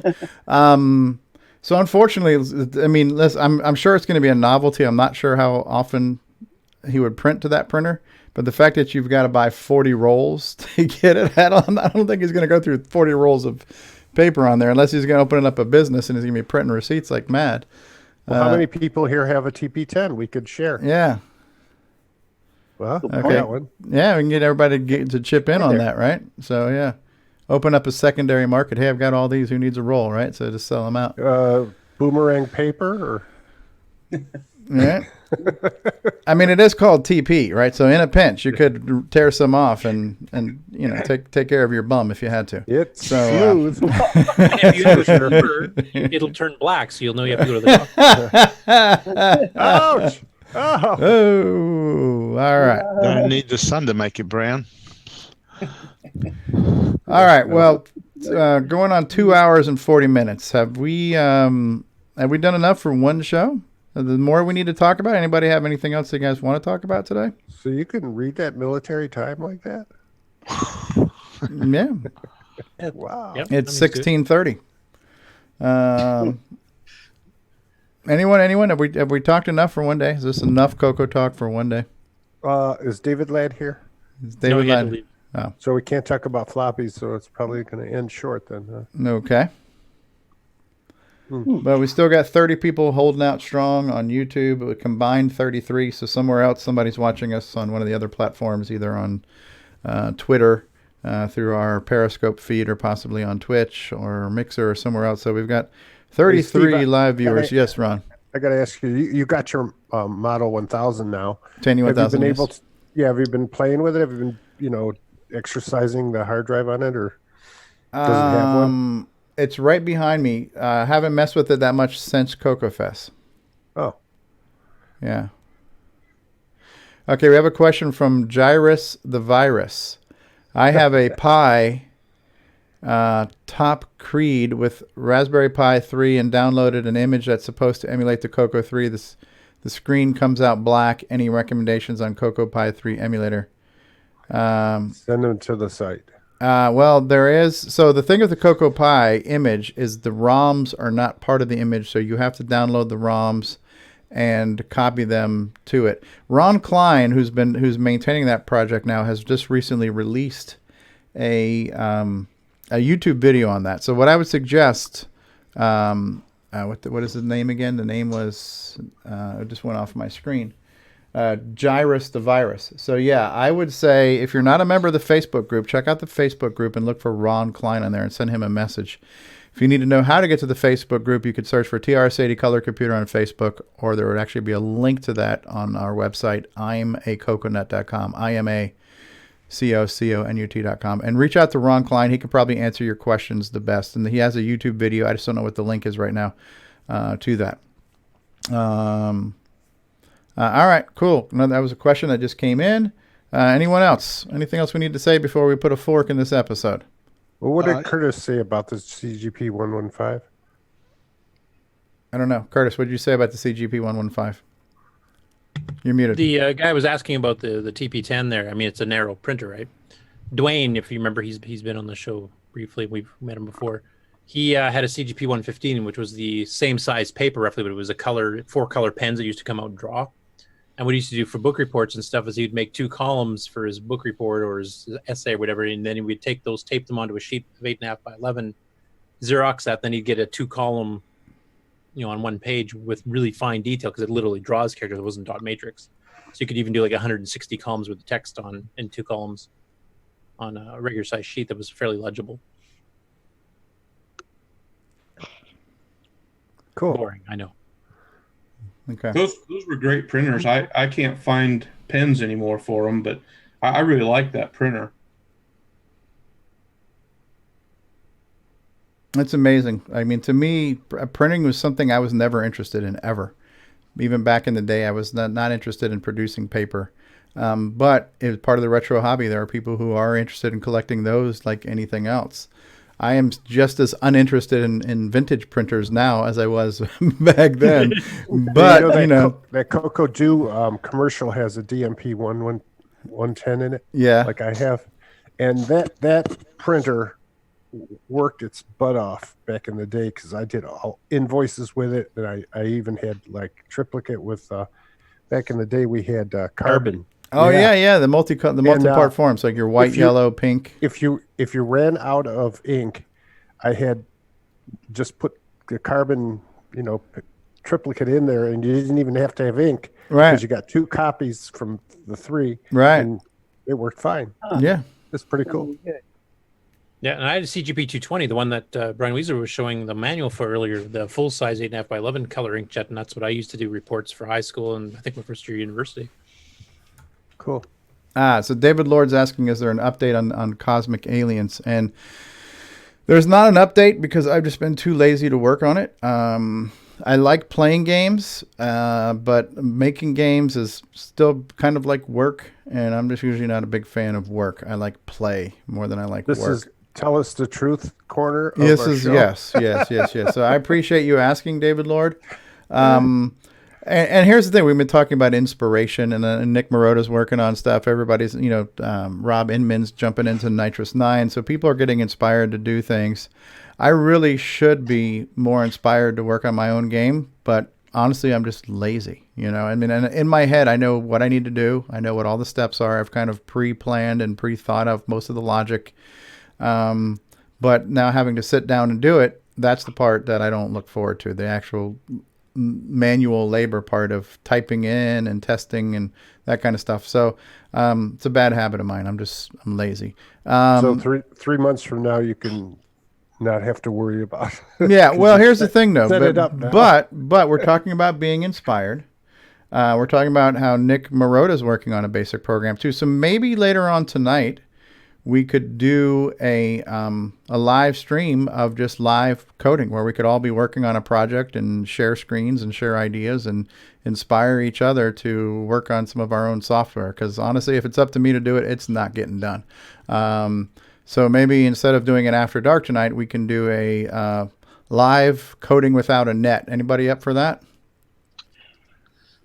If I didn't have commitments this evening, I'd be definitely up for it. Nick Marotta, you up for doing some basic programming on the Coco together, you and me? I wouldn't mind working on it a little more tonight. Okay. Well, yeah, I think it'd be interesting, pure basic, trying basic in RSB, and also converting some simple basic routines into basic 09. Okay. Well, Perhaps you're Curtis welcome to do all that crap. I'm just going to stick on normal disk extended color basic. But yeah, everybody can share their screen and show off what they're doing. I'll just work on my, hashing out some of my aliens code in my current text version, So if you want to do that and you want to, kind of annotate what you're doing, Rob, or maybe even screen share what you're doing from time to time, that's fine. I could tell you I won't be doing that, but I would like to see you doing it. Nick Marotta is exploring basic 09. Okay, so yeah, Nick Marotta might be interested in that. He's doing basic. No, right now it's extended color basic. Eventually I'll re-implement it in basic 09. It'll be a re-implementation because it'll be totally different. But I'm just getting my feet wet with color basic again right now because I haven't coded anything for the Coco in 30 years. So yeah. And Stevie, did you see 60's comment? Yeah, it says you need to get an intern to do that trivial actual typing the thing in for you. Yeah. This all started a week ago when I was doing the waterfall.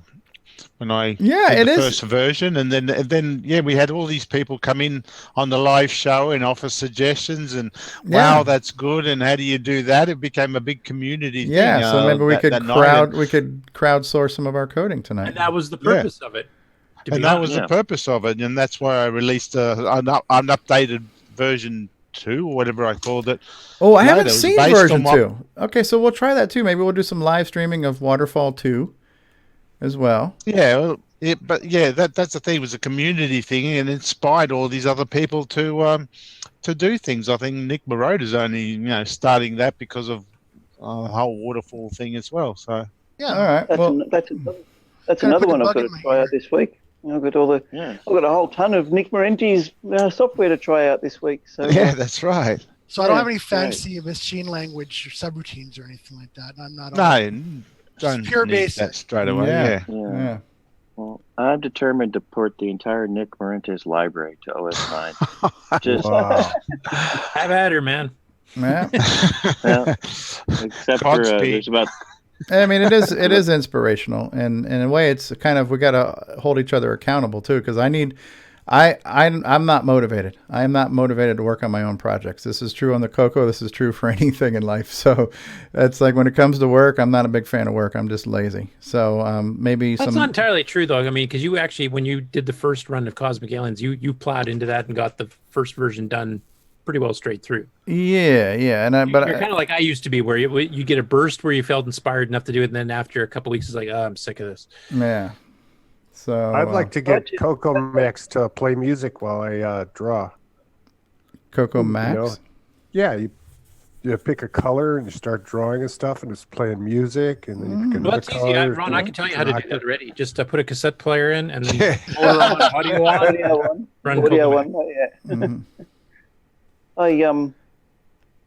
I can relate in a sort of way to what you're saying there, Stevie, about motivation, although my problem isn't so much the motivation to work on my project, it's that I keep on saying yes to everybody else's repairs. Yeah. Oh, yeah. Then you're all electronic people say, can you fix this for me? Can you fix I've got a room full of analog synthesizers next door that I've got to fix for friends and other bits and pieces. And each week we do another episode of CoCoTALK, and I'm thinking, saying I'm going to show up something with the modular synthesizer next week, and then it's it'll be the week after that, and but because I keep on saying yes to everybody else's project and never get time to do my own. So Inspiration and motivation, yeah, they're the things you got to master first to be able to stay motivated on a project. And well, I do it by, if I get tired of a project, I just find something else to do for a while, just a bit of a break. A cheap knockoff. Come back. Yeah, you can write a cheap knockoff and then come back. As long as you don't let that become your main project. It was only a 1 week interlude. The other thing is too is that sometimes you realize that once you get into the project far enough, you're going, this isn't really turning my crank. Like I'm not getting inspired anymore. But and you drop the project. I mean, Nick's had several games that he showed us, the early prototypes of that he never completed. I have tons of stuff that I've started. Just either gave up for technical reasons or gave up because it got boring or whatever. So don't feel bad if you have to drop a project because it's just not turning your crank. Feel free to release it publicly so if somebody else has that itch to scratch, they could finish it. All right. Yeah. If you say turning your crank one more time, Curtis. I'm turning your crank, am I? You know what really turns my crank? Well, don't have David Ladd answer that. Does crikey mean something like turning the crank? Or crikey? Not really. No, it's just a thing of like a wow or what on earth. Or, here we go. I thought cranky meant angry or something. No, cranky. Okay. We hear. Crikey! Sorry. Speaking of crikey, let's hear Nick Marionettes talk about electricity real quick. We need a good crikey here. Hold on one second. Nick Marionettes on electricity. Crikey! Electricity's a fad. The biggest market is with open flame. Brought to you by Nitrous 9, Ease of Use Edition. Hashtag OS9 Forever. Crikey! I'll never get enough of hearing Nick Marionettes say crikey. I'm amazed you found some idiot to do the voice. Yeah. You can get people to read anything these days. Okay. Yeah, but you don't tell me what it's for. Here, read this. Sign this. All right, so we're going to answer your question, Ron. Basically, crikey is basically an expression that means like, oh my goodness, or something like that, or oh wow, or like geez, shock or surprise, or something like that. Yeah. And no one really says it anymore. I think that was a Steve Irwin thing, wasn't it? Yeah, definitely. Yeah. And then when he got stabbed by that animal. Yeah, stingray. Yeah, that was a real crikey then. Yeah. Well, then it became WTF. Yeah. Yeah. Ouch. Wallaby. All right. So here's what we're gonna do. It is almost 5 p.m. my Florida time right now. We're gonna put a fork in this episode. We're gonna agree to possibly get back together in maybe 3 hours, 8 p.m. our time. Does that work for those who want to code, or do you need more time? You need a little bit more time to dinner and real life stuff? No. All right, we're going to tentatively say we'll be back around 8 p.m., no later than 9 p.m. tonight for live coding without a net. We're going to inspire each other. We will collaborate. We'll share. We'll work on stuff. That new gizmo? Do we need... I don't know that this would make the most sense to live audio, the coding that you can't see. So we probably won't live audio podcast this, but we will live stream it. You're discriminating a certain portion of our population. Well, they're going to come and try and do us.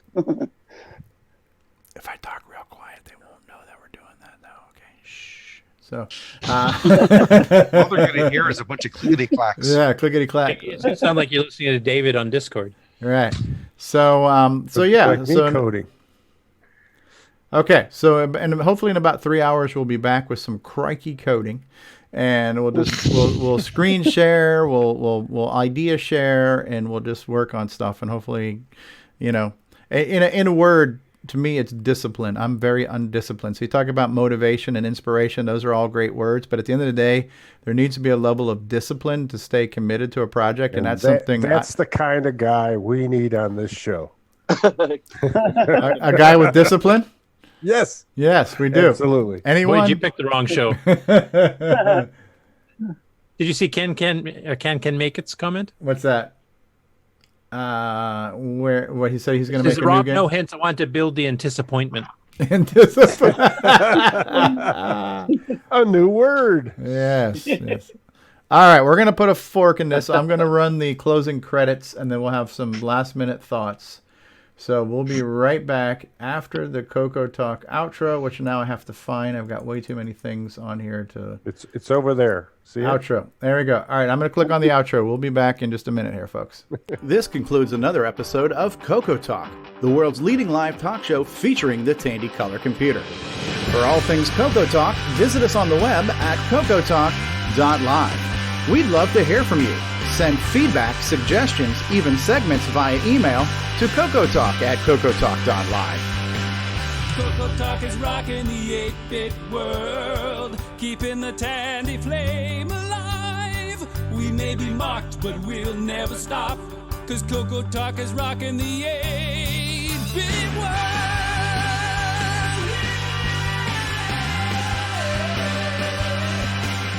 Consider supporting the show with a purchase of merchandise from our retro swag shop at 8bit256.com. If you'd like to become a patron of the show, click the Patreon link at our website at cocotalk.live. CoCoTALK is rocking the 8-bit world, keeping the Tandy flame alive.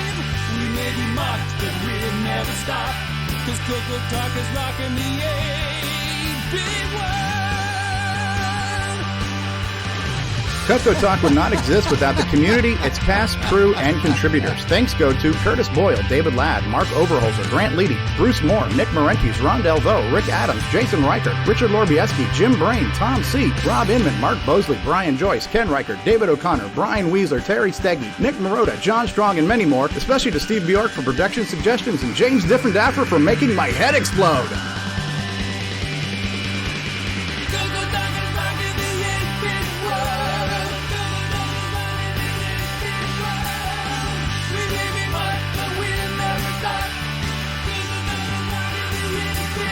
Please help support the Coco community by visiting some of its various contributors.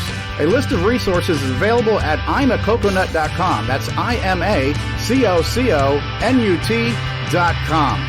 The CoCoTALK theme song is copyright 2008 by D. Bruce Moore and Greg Sheeler. Mixed, mastered, and produced by D. Bruce Moore.